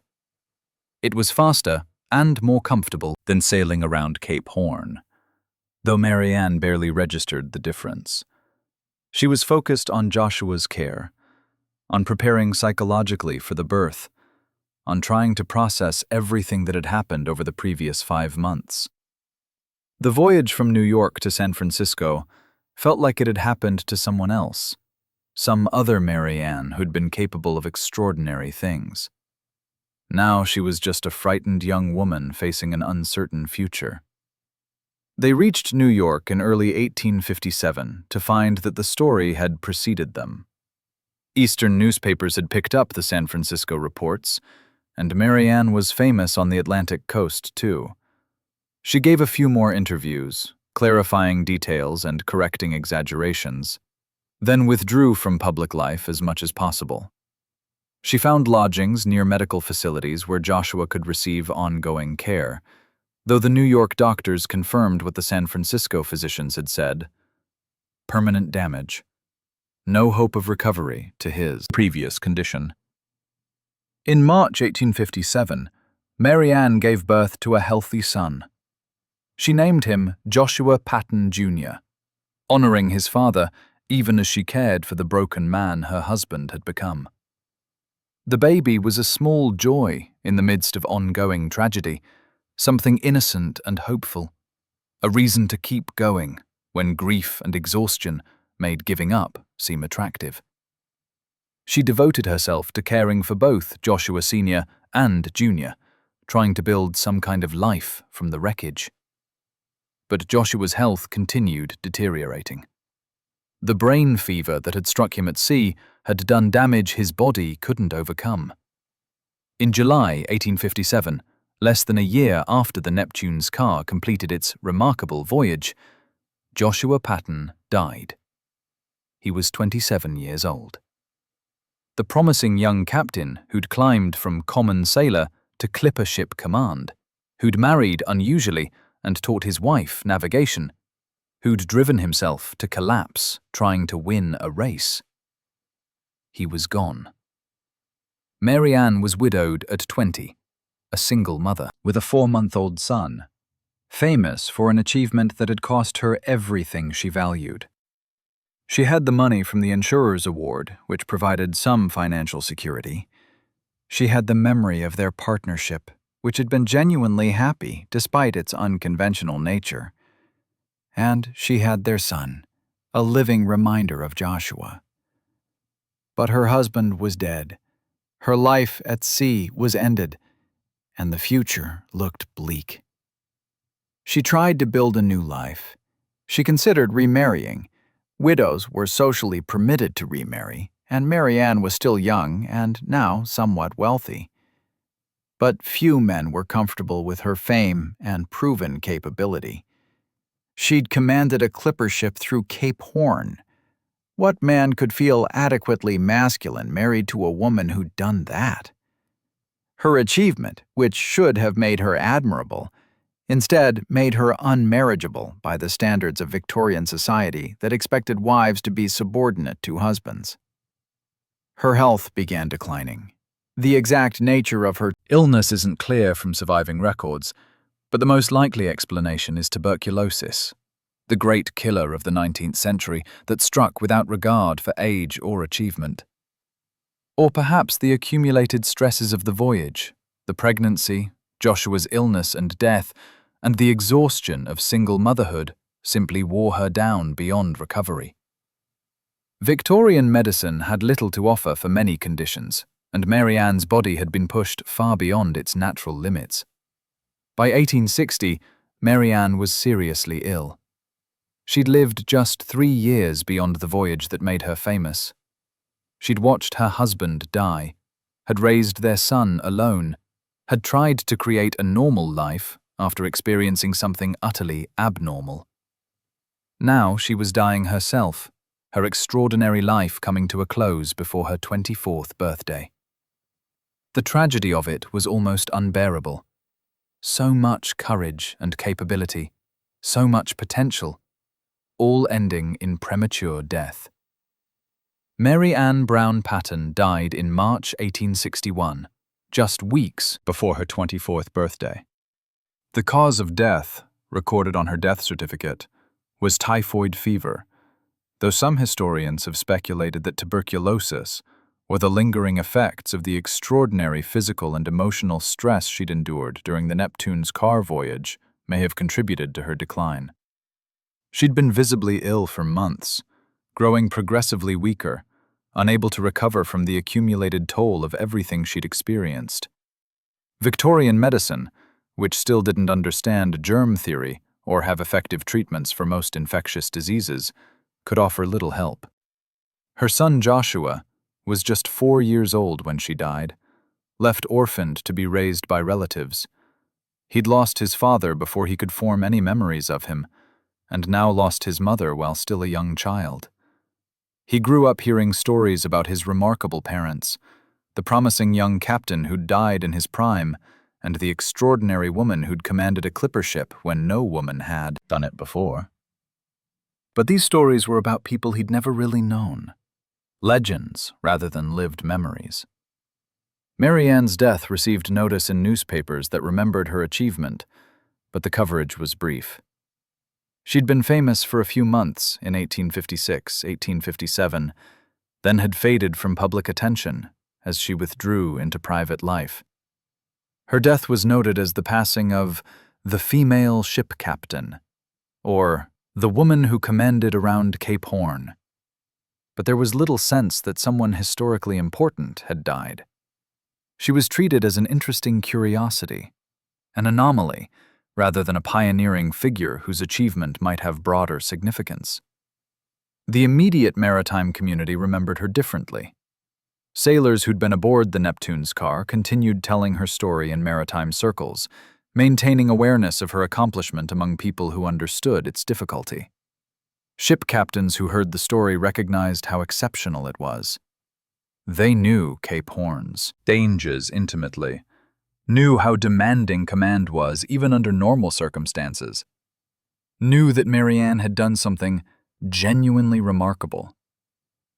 But this knowledge remained largely within the maritime world, not spreading to the broader public. For decades after her death, Mary Ann Patten was largely forgotten outside specialized maritime history circles. The late 19th century saw tremendous changes in shipping. Iron and steel replaced wood in ship construction. Steam power replaced sail as the primary means of propulsion. The Panama Canal opened in 1914 and eliminated the need to round Cape Horn for most commercial voyages. The era of clipper ships receded into history, remembered nostalgically, but no longer relevant to modern commerce. Mary Ann's achievement, which had been extraordinary in the context of 1850s sailing, seemed less relevant as that entire world disappeared. The broader women's rights movement of the late 19th and early 20th centuries occasionally invoked Mary Ann's story as an example of female capability. But she was never a central figure in that movement. She hadn't sought to be a pioneer, hadn't intended to make a statement about women's rights, had simply done what circumstances required. Her achievement was powerful evidence that women could succeed in traditionally male roles. But she'd left no writings about women's equality, hadn't become an advocate for broader change, had withdrawn from public life, rather than leveraging her fame for political purposes. Some of this obscurity was structural. Women's achievements were systematically undervalued and underrecorded in historical narratives that focused primarily on male accomplishments. Maritime history was written overwhelmingly by and about men, celebrating the famous male captains of the clipper ship era while treating women as marginal figures, even when they'd done extraordinary things. Mary Ann's story survived mainly as an interesting footnote, mentioned occasionally but rarely examined in detail. The Neptune's car itself continued sailing for years after Mary Ann's voyage, eventually being sold to different owners and finally being lost at sea in 1863, wrecked in a storm off the coast of New Zealand. No memorial marked the ship that had been the stage for Mary Ann's achievement. The clipper ship era was ending as steam became dominant, and the Neptune's car was just one of hundreds of sailing vessels that disappeared as technology made them obsolete. Early 20th century saw some renewed interest in clipper ship history, as that era became romanticized in retrospect. Books about famous sailing ships and their captains became popular, celebrating the adventurous past when wooden ships crossed oceans under canvas. Mary Ann's story appeared in a few of these books, usually in brief passages noting her unusual achievement. But she remained a minor figure, an interesting exception rather than a central character in maritime history narratives. The women's suffrage movement of the early 20th century occasionally referenced Mary Ann when making arguments about female capability. If a woman could command a ship around Cape Horn, surely women were capable of voting and participating in civic life? The argument was logical, but Mary Ann's example was too remote, too specialized, too embedded in an obsolete maritime world to be maximally persuasive. Modern audiences in the 1910s and 1920s had trouble relating to clipper ship command, which seemed as remote as ancient history, despite being only 60 to 70 years in the past. World War II saw women entering traditionally male professions in unprecedented numbers as men went to war and someone needed to do their jobs. This era produced some renewed interest in historical examples of women succeeding in male-dominated fields. Mary Ann's story was occasionally invoked in articles encouraging women to work in factories, to serve in auxiliary military roles, to believe they could do jobs previously considered impossible for females. But again, she remained a minor example rather than a central figure. The 1970s feminist movement marked a turning point in Mary Ann's historical reputation. Feminist historians began deliberately searching for women's achievements that had been overlooked or minimized in traditional historical narratives. They found Mary Ann Patten and recognized that her story was far more significant than previous historians had acknowledged. Here was a woman who'd commanded successfully in one of the most male-dominated professions imaginable, who'd proven her competence in the most demanding circumstances, who'd saved lives and property through skill and courage. She deserved serious historical attention, not just passing mentions as a curious exception. Several books and articles about Mary Ann appeared in the 1970s and 1980s, examining her life in detail, arguing for her significance as a pioneering figure, placing her in the broader context of women's struggle, equality, and opportunity. These works corrected errors that had crept into earlier accounts, found additional historical sources that filled in details about her life, and made the case that Mary Ann should be remembered as one of the important figures in 19th century American history, not just a maritime curiosity. Maritime historians also began taking her achievement more seriously, recognizing that what she'd accomplished required genuine expertise and couldn't be dismissed as luck or exaggeration. They examined the logbooks and other records from the Neptune's car voyage, confirmed that Mary Ann really had navigated the ship competently, really had commanded through Cape Horn, really had brought everyone home safely, despite unprecedented circumstances. Their professional validation was important. It confirmed that Mary Ann's achievement was legitimate by the standards of experienced maritime professionals, not just impressive to general audiences who didn't understand the book. Technical details. Educational institutions began naming things after Mary Ann, as her significance was recognized. In 1990, the U.S. Maritime Administration named one of its training ships the USTS Mary Ann Patten, making her one of the few women to have a maritime vessel named in her honor. Maritime academies began teaching her story as an example of leadership under extreme pressure, using her decision-making during the Cape Horn passage as case studies for future officers. Her achievement was being recognized and honored in the maritime world that had largely forgotten her for over a century. The Neptune's car model ships appeared in maritime museums, usually with plaques noting Mary Ann's command during the 1856 voyage. Maritime art featured her story. Paintings depicting the ship battling Cape Horn storms, illustrations showing Mary Ann taking sextant sights, dramatic renderings of her assuming command when Joshua fell ill. She was becoming part of the visual culture through which maritime history is remembered and taught. Biographies appeared examining her life in detail, not just the famous voyage, but her childhood, her unusual marriage to Joshua, her years learning navigation, the aftermath of her achievement, and her early death. These books humanized her, showing that she was a real person with fears and doubts and struggles, not just a legendary figure who'd done impossible things without effort. The complexity of her experience, the genuine achievement combined with personal tragedy, the brief fame followed by obscurity and early death, made her story even more powerful.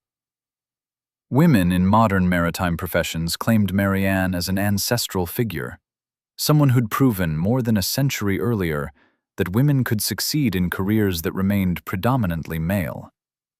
Female ship captains, naval officers, maritime pilots, they all pointed to Mary Ann Patten as the pioneer who'd first demonstrated that gender was irrelevant to maritime competence. She became a symbol for women breaking barriers in a field that still struggled with gender equality in the late 20th and early 21st centuries. Mary Ann's grave in Boston's Woodlawn Cemetery, which had been unmarked for over a century, received a proper memorial stone in 1990, paid for by maritime organizations and women's groups. The inscription recognized her achievement and ensured that her final resting place would acknowledge who she'd been and what she'd accomplished. Visitors began leaving flowers and tokens, maintaining memory of someone who might otherwise have been completely forgotten. The psychological dimensions of her achievement also attracted attention. Modern understanding of stress, trauma, and human performance under extreme conditions made her accomplishment seem even more remarkable. She'd commanded through Cape Horn while pregnant, while exhausted, while watching her husband die, while facing constant skepticism and pressure. The psychological resilience required for this was extraordinary. Sports psychologists, military trainers, and business leadership programs began using her as a case study in performing under extreme stress. By the early 21st century, Mary Ann Patten had finally achieved the historical recognition she deserved. She was no longer a footnote in maritime history, but a central figure, someone whose achievement was understood as genuinely pioneering and historically significant. This recognition manifested in multiple ways: academic study, popular biography, educational curriculum, professional honor, and cultural celebration. Her story had been recovered from obscurity and given its rightful place in American history. The maritime professional community fully embraced Mary Ann as an important historical figure. The U.S. Merchant Marine Academy at Kings Point, New York, included her story in their curriculum, teaching midshipmen about her leadership and decision-making as exemplary conduct under impossible circumstances. The U.S. Naval Academy similarly incorporated her story into leadership training, using her example to teach principles that remained relevant despite the technological transformation of maritime transportation over 150 years. Professional maritime organizations awarded her posthumous honors. The American Merchant Marine Veterans Association recognized her achievement. Maritime museums featured permanent exhibits about her voyage. The Society for Maritime History included papers about her in their conferences and journals. The professional validation was important. It confirmed that maritime experts, people who deeply understood the challenges she'd faced, judged her achievement as legitimate and impressive by any standard. Popular biographies brought her story to broader audiences. Several well-researched books told her story for general readers, making the case that she deserved to be remembered alongside other American pioneers and heroic figures. These books sold well, finding audiences interested in stories of courage, in maritime adventure, in women's history, and in human triumph over adversity. Mary Ann's story had all these elements, making it compelling even to readers who knew nothing about 19th-century sailing. Young adult literature discovered Mary Ann as an excellent subject for books aimed at teenage girls. Her youth made her relatable to young readers. She was only 19 when she commanded the Neptune's car, barely older than the teenagers reading about her. Her story could inspire young women facing their own challenges, showing that capability and courage could overcome society's limitations. Several well-written young adult novels and biographies made her story accessible to new generations. Documentary films told her story for television audiences. The History Channel, PBS, and other networks produced programs about clipper ships and their captains that featured extended segments on Mary Ann. Some documentaries focused entirely on her story, recreating the Neptune's car voyage with period details and dramatic reenactments. These visual presentations reached audiences who might never read maritime history books, but found her story compelling when told through film. The feminist movement continued finding Mary Ann's story useful for making arguments about gender equality and female capability. She'd proven in the 1850s what modern feminists had been arguing for decades, that women could succeed in any field, given opportunity and training, that gender restrictions were socially constructed rather than biologically inevitable, that claims about female inadequacy for technical or leadership roles were prejudices rather than facts. Her historical example was powerful evidence that modern barriers to women were unjustifiable. Gender studies scholars analyzed Mary Ann's story for what it revealed about 19th-century gender ideology and its limitations. She'd succeeded in a male role, despite all the social conditioning, insisting women couldn't and shouldn't do such things. Her success demonstrated that gender roles were flexible, despite appearances of fixedness, that individual women could transcend social expectations when circumstances allowed, that competence existed independently of gender, despite ideological claims otherwise. She became a case study in how gender actually operates versus how societies claim it operates. Maritime historians debated various aspects of her story, exactly what navigational techniques she used, how she managed crew relations, whether she'd been fortunate in weather conditions or was skilled enough to have succeeded regardless, how her achievement compared to male captains commanding similar passages. These scholarly debates were evidence that her story was being taken seriously, analyzed rigorously, rather than just celebrated uncritically. The scholarly attention elevated her from legend to properly documented historical figure. Museums acquired artifacts associated with Mary Ann when available. A sextant that had belonged to Joshua Patten and that Mary Ann might have used was displayed at the South Street Seaport Museum in New York. Models of the Neptune's car were exhibited, with detailed information about the 1856 voyage. Period navigation instruments, charts, and other items helped visitors understand the technical challenges Mary Ann had faced and mastered. Her story appeared in school curricula at various levels. Elementary school children learned about her as an American pioneer and example of courage. Middle school students studied her story in more detail, reading excerpts from historical accounts and discussing the challenges she faced. High school history classes examined her achievement in the context of 19th-century gender roles and social change. She became part of how American history was taught to young people. Leadership training programs outside maritime contexts discovered Mary Ann's story as useful for teaching. General leadership principles. Business schools analyzed her decision-making and crisis management. Military leadership courses used her example of commanding without formal authority, of earning respect through competence rather than relying on official position. Management consultants invoked her story when discussing leadership under pressure and making critical decisions with incomplete information. The psychological dimension of her achievement attracted increasing attention. Modern understanding of trauma, stress, and resilience made her accomplishment seem even more remarkable than earlier generations had realized. She'd commanded successfully while experiencing multiple severe stressors, life-threatening danger, responsibility for many lives, physical exhaustion, pregnancy, and the trauma of watching her husband die. That she maintained functionality and good decision-making under these conditions was extraordinary by modern psychological standards. Sports psychologists studied her story for insights into peak performance under extreme stress.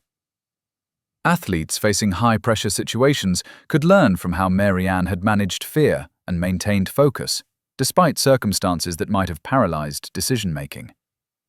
The mental techniques that allowed her to function effectively, compartmentalization of personal distress, focus on immediate practical tasks, confidence based on thorough preparation, these were techniques that modern performers could learn and apply.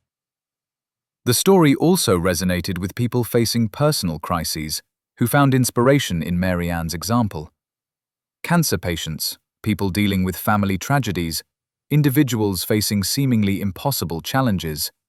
Many found courage in knowing that a 19-year-old woman in 1856 had faced her impossible situation and prevailed through skill and determination. Her historical achievement became personally meaningful to modern people whose challenges were completely different, but whose need for examples of human courage and capability was similar. Cultural representations of Mary Ann appeared in various forms. A play about her life was performed in regional theaters. A folk song commemorating her achievement was written and performed by maritime music groups. An opera composer created a work based on her story. These artistic interpretations introduced her to audiences who might not encounter her story through historical channels, making her a figure in American cultural consciousness beyond just historical recognition. The maritime romance of her story appealed to people nostalgic for the sailing ship era, that period of American history when wooden ships crossed oceans through skill and courage rather than through engines and technology. Mary Ann's achievement embodied the best of that era: competence, courage, determination, triumph over natural forces through human capability. She became a symbol of values that people felt were lost in the modern world, even though those values themselves were more complex than nostalgic accounts suggested. Gender equality advocates used her story to counter claims that women were unsuited for particular professions. Whenever someone argued that women lacked the capability for maritime careers, military combat roles, or other traditionally male fields, Mary Ann Patten provided a powerful historical counterexample. She'd succeeded in one of the most demanding maritime challenges imaginable. Arguments about female incapacity couldn't survive her example. The intersection of her personal tragedy with her professional triumph made her story emotionally powerful in ways that simple success stories couldn't match. She'd achieved something extraordinary, but at tremendous personal cost. She'd saved 32 lives, but couldn't save her husband. She'd won fame, but died young and largely forgotten. The complexity of her experience, the mixture of triumph and tragedy, made her fully human, rather than just a legendary figure, making her story more emotionally resonant. Descendants of Neptune's car crew members occasionally came forward with family stories about the voyage, adding details to the historical record. These accounts confirmed that Mary Ann had been genuinely respected by the men she commanded, that her achievement wasn't exaggerated in later tellings, that the crew had recognized her competence and followed her willingly after initial skepticism. The family stories validated the historical accounts and added personal dimensions. Online communities devoted to maritime history, women's history, and American history discussed Mary Ann's story extensively. Blogs analyzed various aspects of her achievement. Forums debated details and implications. Wikipedia articles detailed her life and provided sources for further research. The digital age made her story more accessible than ever, allowing anyone interested to learn about her achievement with minimal effort. Educational resources were developed specifically about Mary Ann. Lesson plans for teachers, documentary videos for classrooms, interactive websites letting students explore the Neptune's car voyage, virtual reality experiences allowing people to experience clipper ship navigation.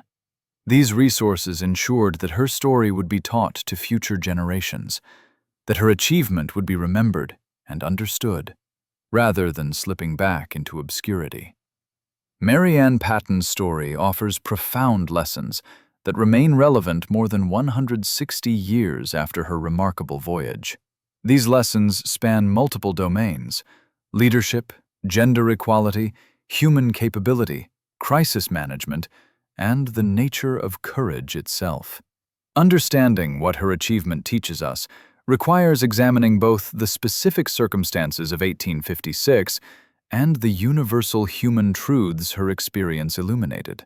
Her story is powerful not just as historical narrative, but as a source of insight into capabilities that all humans possess but rarely need to demonstrate so dramatically. The first and perhaps most fundamental lesson is about competence and preparation. Mary Ann succeeded in commanding the Neptune's car not through luck or accident, but through years of deliberate preparation. She'd learned navigation systematically, had practiced celestial observation hundreds of times, had studied weather patterns and maritime charts extensively.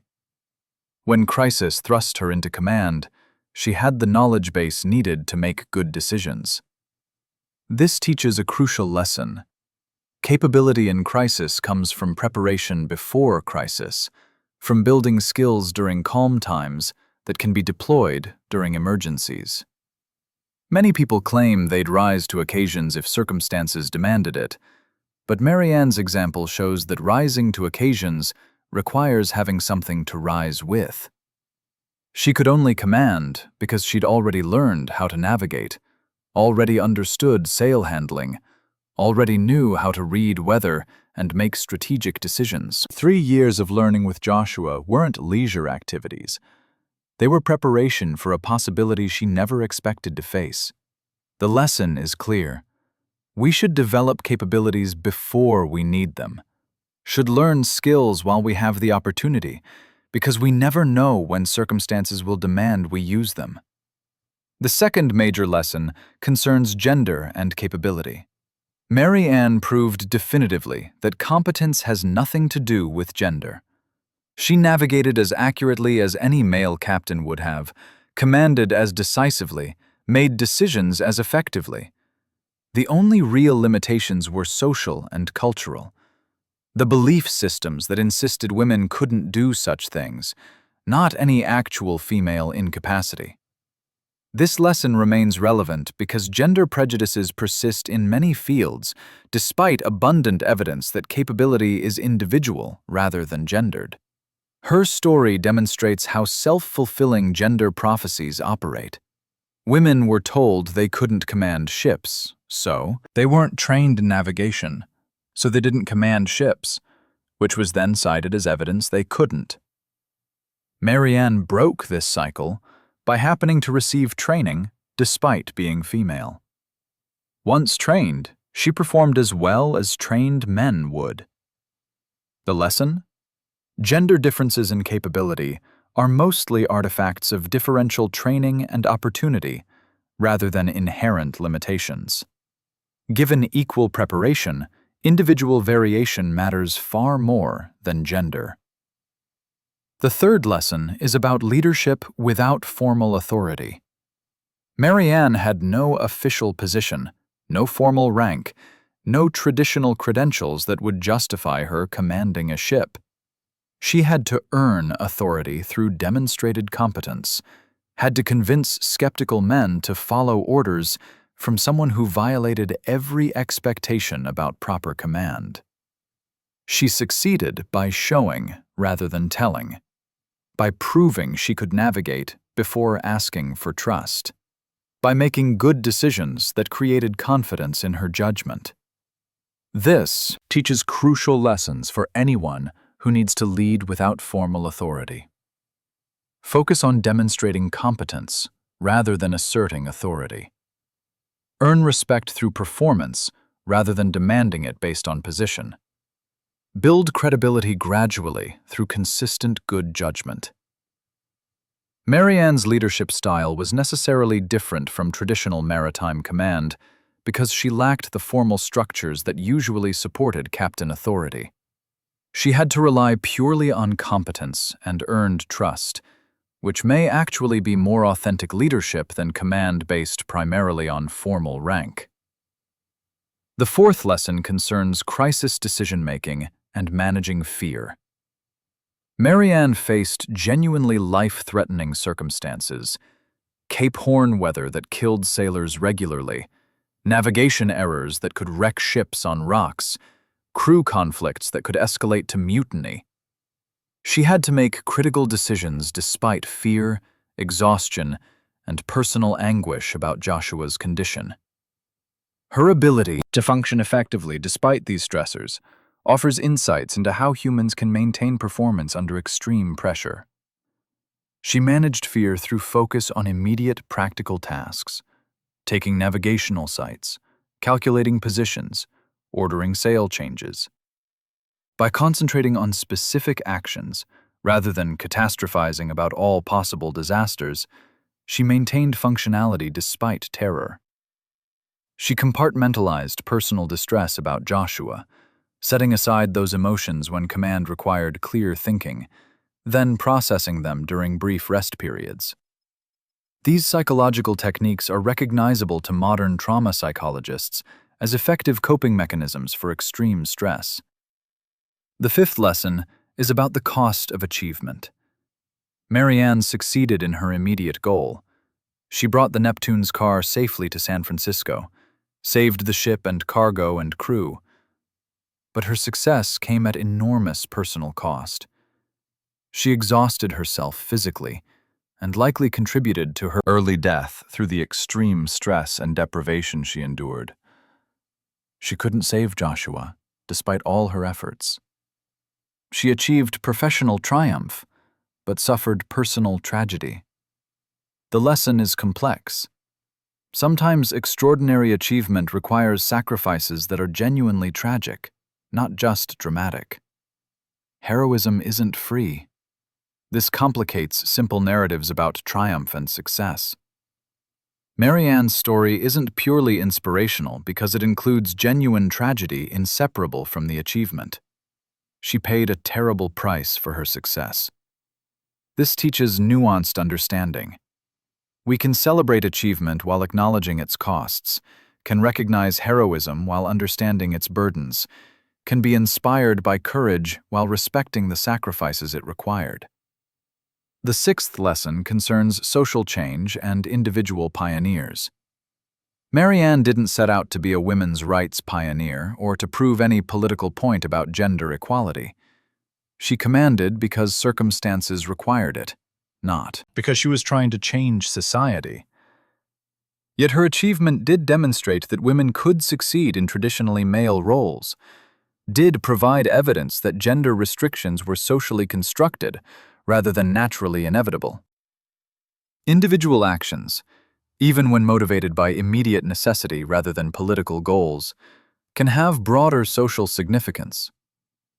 This teaches that social change happens through multiple mechanisms, not just through activists deliberately challenging norms, but also through individuals doing what circumstances require despite social restrictions.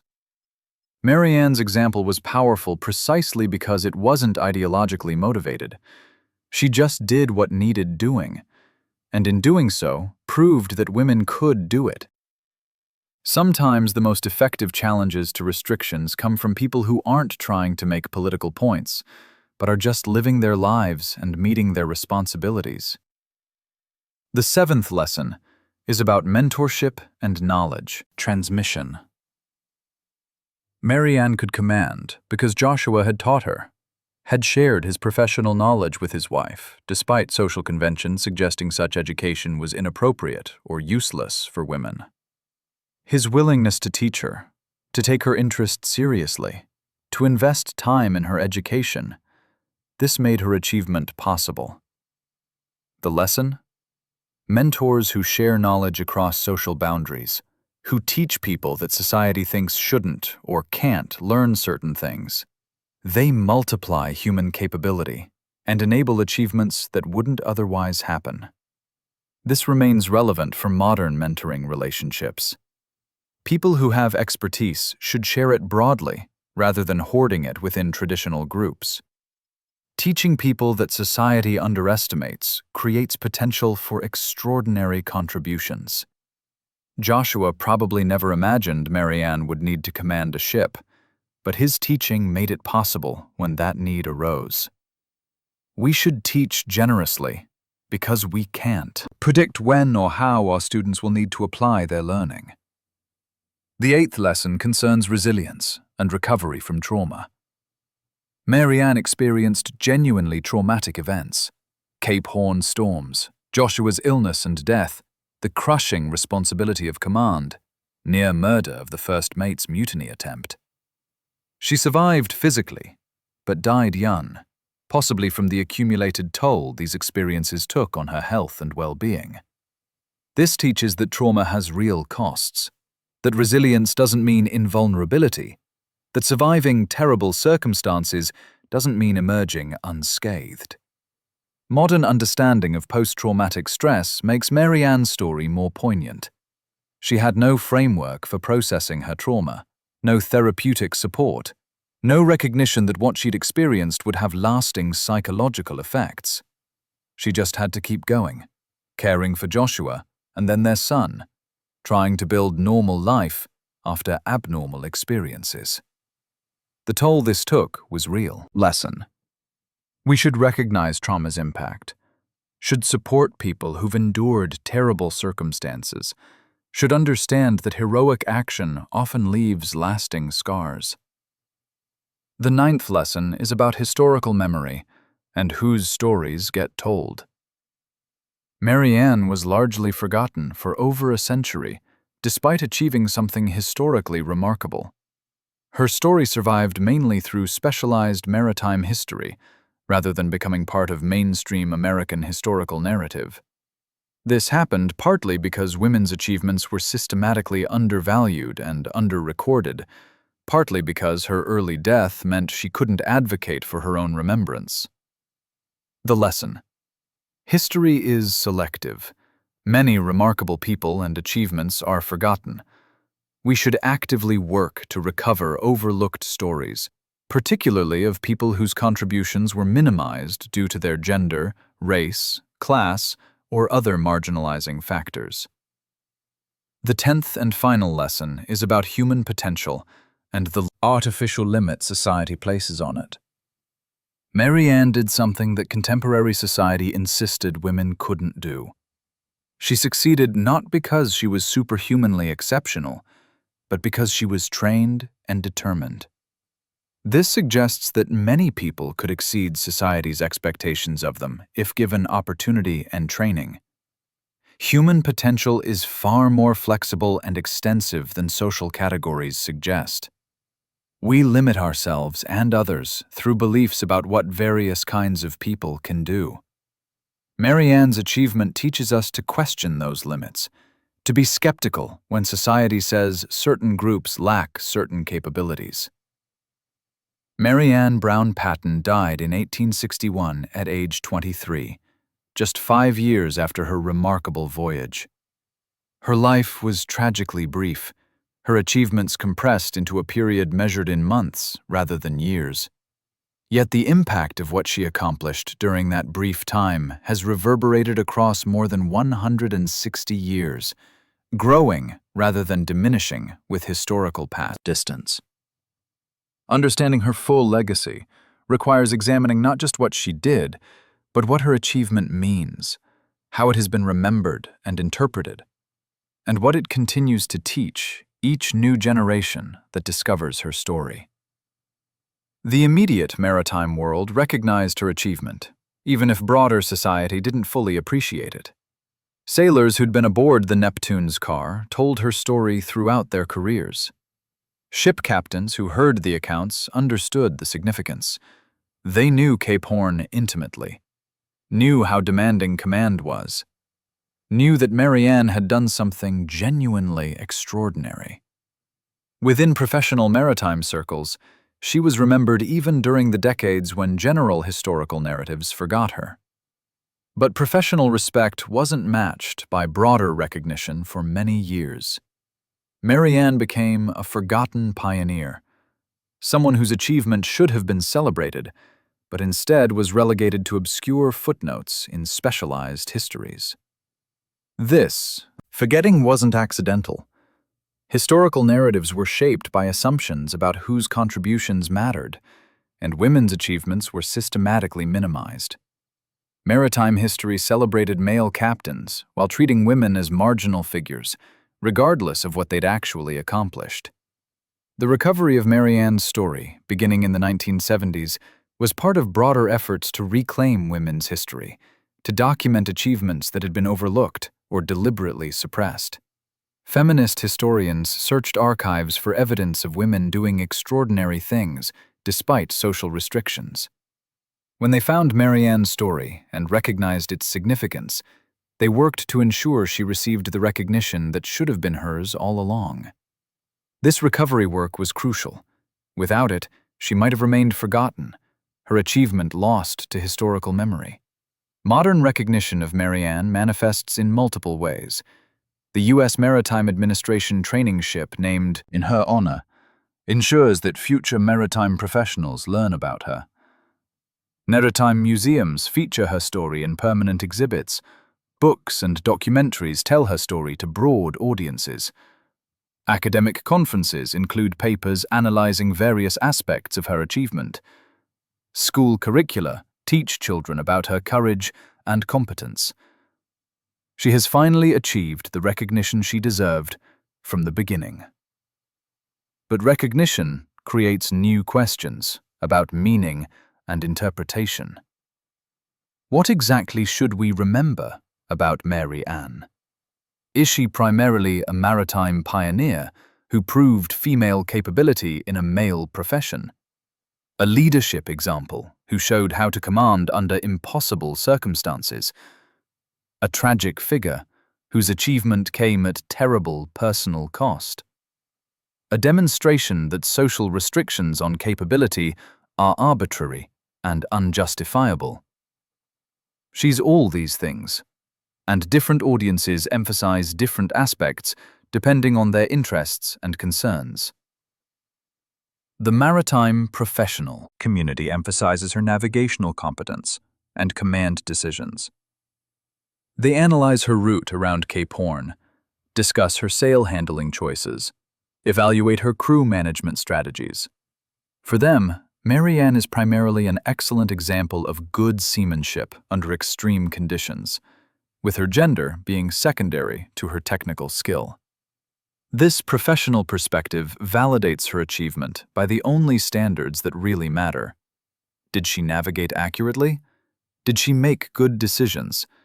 Did she bring everyone home safely? She did all these things, so she deserves recognition regardless of gender. Women's rights advocates emphasize the gender-breaking aspects of her achievement. Mary Ann proved that women could succeed in roles society insisted they couldn't perform. She demonstrated that gender restrictions were socially constructed rather than naturally inevitable. She showed that with proper training and opportunity, women could excel in any field. For feminists, Mary Ann is primarily a pioneer who challenged gender limitations and won, providing historical evidence that modern arguments about women's capabilities are correct. Leadership trainers emphasize her example of commanding without formal authority, of earning respect through competence rather than relying on position. They analyze how she convinced skeptical crew members to follow her orders, how she maintained authority despite lacking the institutional supports that normally backed up captains' commands. For them, Mary Ann is primarily a leadership case study, and the lessons they extract are applicable to anyone who needs to lead without formal power backing up their position. Psychologists emphasize her mental resilience, her ability to function effectively despite extreme stress and trauma. They analyze how she compartmentalized personal anguish about Joshua to maintain focus on command duties, how she managed fear during dangerous weather, how she made good decisions despite exhaustion, and pregnancy and terror. For them, Mary Ann is primarily an example of human psychological capacity under pressure, demonstrating that people can maintain performance even in circumstances that seem overwhelming. Each of these perspectives captures something true about Mary Ann and her achievement. The maritime professionals are right that she was technically skilled. Feminists are right that she challenged gender restrictions. Leadership experts are right that she commanded without formal authority. Psychologists are right that she displayed extraordinary mental resilience. Her story is rich enough to support multiple valid interpretations, each emphasizing different aspects of a complex achievement. The tragic dimension of her story adds emotional depth that pure success narratives lack. Mary Ann succeeded in her immediate goal, but lost her husband, exhausted her health, and died young. This tragedy makes her fully human rather than a mythical figure, makes her achievement more poignant because we understand its costs. We celebrate what she accomplished while mourning what she lost, creating complex emotional response rather than simple admiration. This complexity is actually valuable. Simple heroic narratives can be inspiring, but they're often unrealistic, creating expectations that real human achievement will be purely triumphant, without costs or complications. Mary Ann's story teaches more nuanced lessons. Achievement is possible, but difficult. Success often comes with genuine sacrifices. Heroism doesn't guarantee happy endings. These harder truths are more useful than comforting simplifications would be. The comparison between Mary Ann's achievement and modern women in traditionally male professions reveals both progress and ongoing challenges. More than 160 years after Mary Ann commanded the Neptune's car, women ship captains remain relatively rare. Women still face skepticism and resistance in many maritime careers. Progress has occurred. Women can now officially train as maritime officers, can hold captain's licenses, can legally command any ship. But cultural attitudes change more slowly than laws do. Mary Ann's achievement reminds us how long the struggle for gender equality has been ongoing. Yet there's also genuine progress. Modern women in maritime professions don't face the absolute barriers Mary Ann confronted. They can receive formal training, can build careers through normal advancement, can achieve command without needing a crisis to prove their capability. The pioneers like Mary Ann who broke barriers despite all obstacles made it easier for women who came after. Progress is real, even if incomplete, and pioneers deserve recognition for making that progress possible. Mary Ann's youth adds another dimension to her achievement. She was 19 during the Neptune's car voyage, still a teenager by modern standards, barely an adult by any measure. Yet she displayed maturity and judgment that many people never develop, regardless of age. This teaches that capability isn't strictly correlated with age, that young people, given proper preparation and facing serious responsibility, can rise to meet it. Underestimating people based on youth, like underestimating based on gender, limits human potential unnecessarily. The pregnancy dimension of her story is also significant. She commanded while 6 months pregnant, dealing with all the physical challenges and discomforts that pregnancy brings.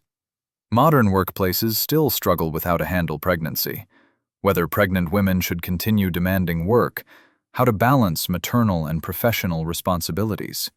Mary Ann's example doesn't resolve these complex questions, but it does demonstrate that pregnancy doesn't eliminate capability, that pregnant women can perform demanding work when necessary and when they choose to do so. The romantic dimension of her story, the partnership with Joshua, her learning from him, their unconventional marriage, his teaching her navigation, this adds human warmth to what might otherwise be a cold tale of technical achievement. They genuinely seem to have loved each other, to have built a partnership based on mutual respect and shared interests. Joshua's willingness to teach Mary Ann, to take her seriously as a student rather than just as a wife, made her achievement possible.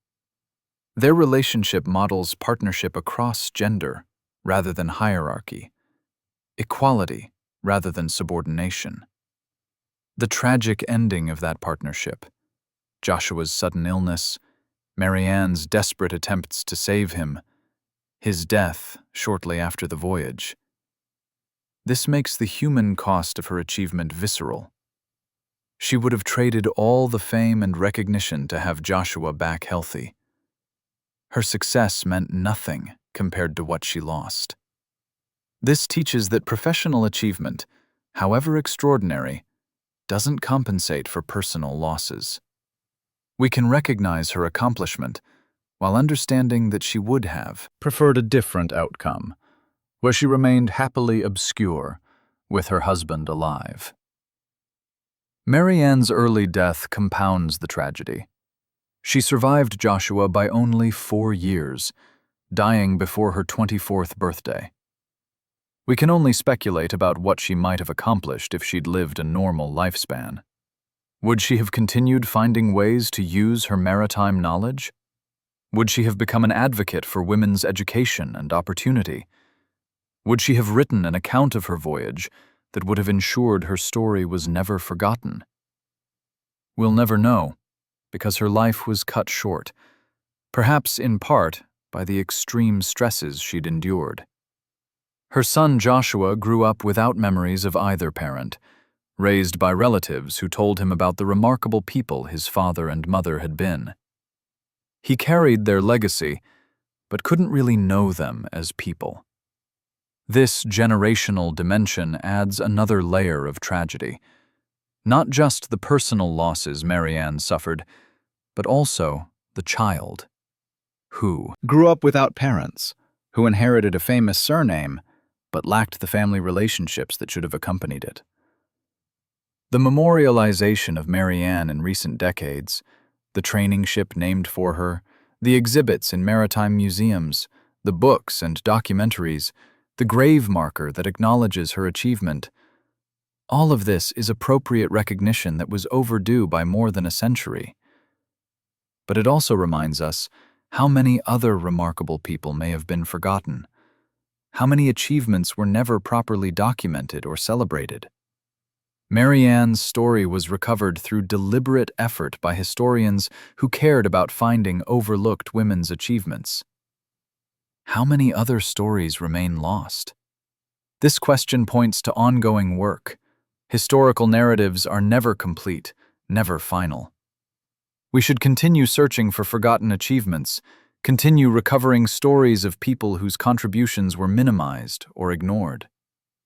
Mary Ann's recovery from obscurity shows that historical memory can be corrected, that wrong can be made right, even after long delays. But it requires active effort, requires people caring enough to do the research and make the arguments that challenge established narratives. Mary Ann Patten remains forever 19 in our historical imagination. The young woman who commanded a clipper ship through Cape Horn, who proved that courage and capability transcend age and gender, who achieved something unprecedented and paid terrible price for her success. Her story is tragedy and triumph inseparably mixed, human achievement at its most remarkable and most costly. She deserves to be remembered not as a curiosity or exception, but as a pioneer and hero. Someone who showed us truths about human potential that remain relevant more than 160 years after her extraordinary voyage. Her legacy is immortal. Her achievement stands forever. Mary Ann Patten, the angel of the ocean, has finally received the recognition she should have had all along.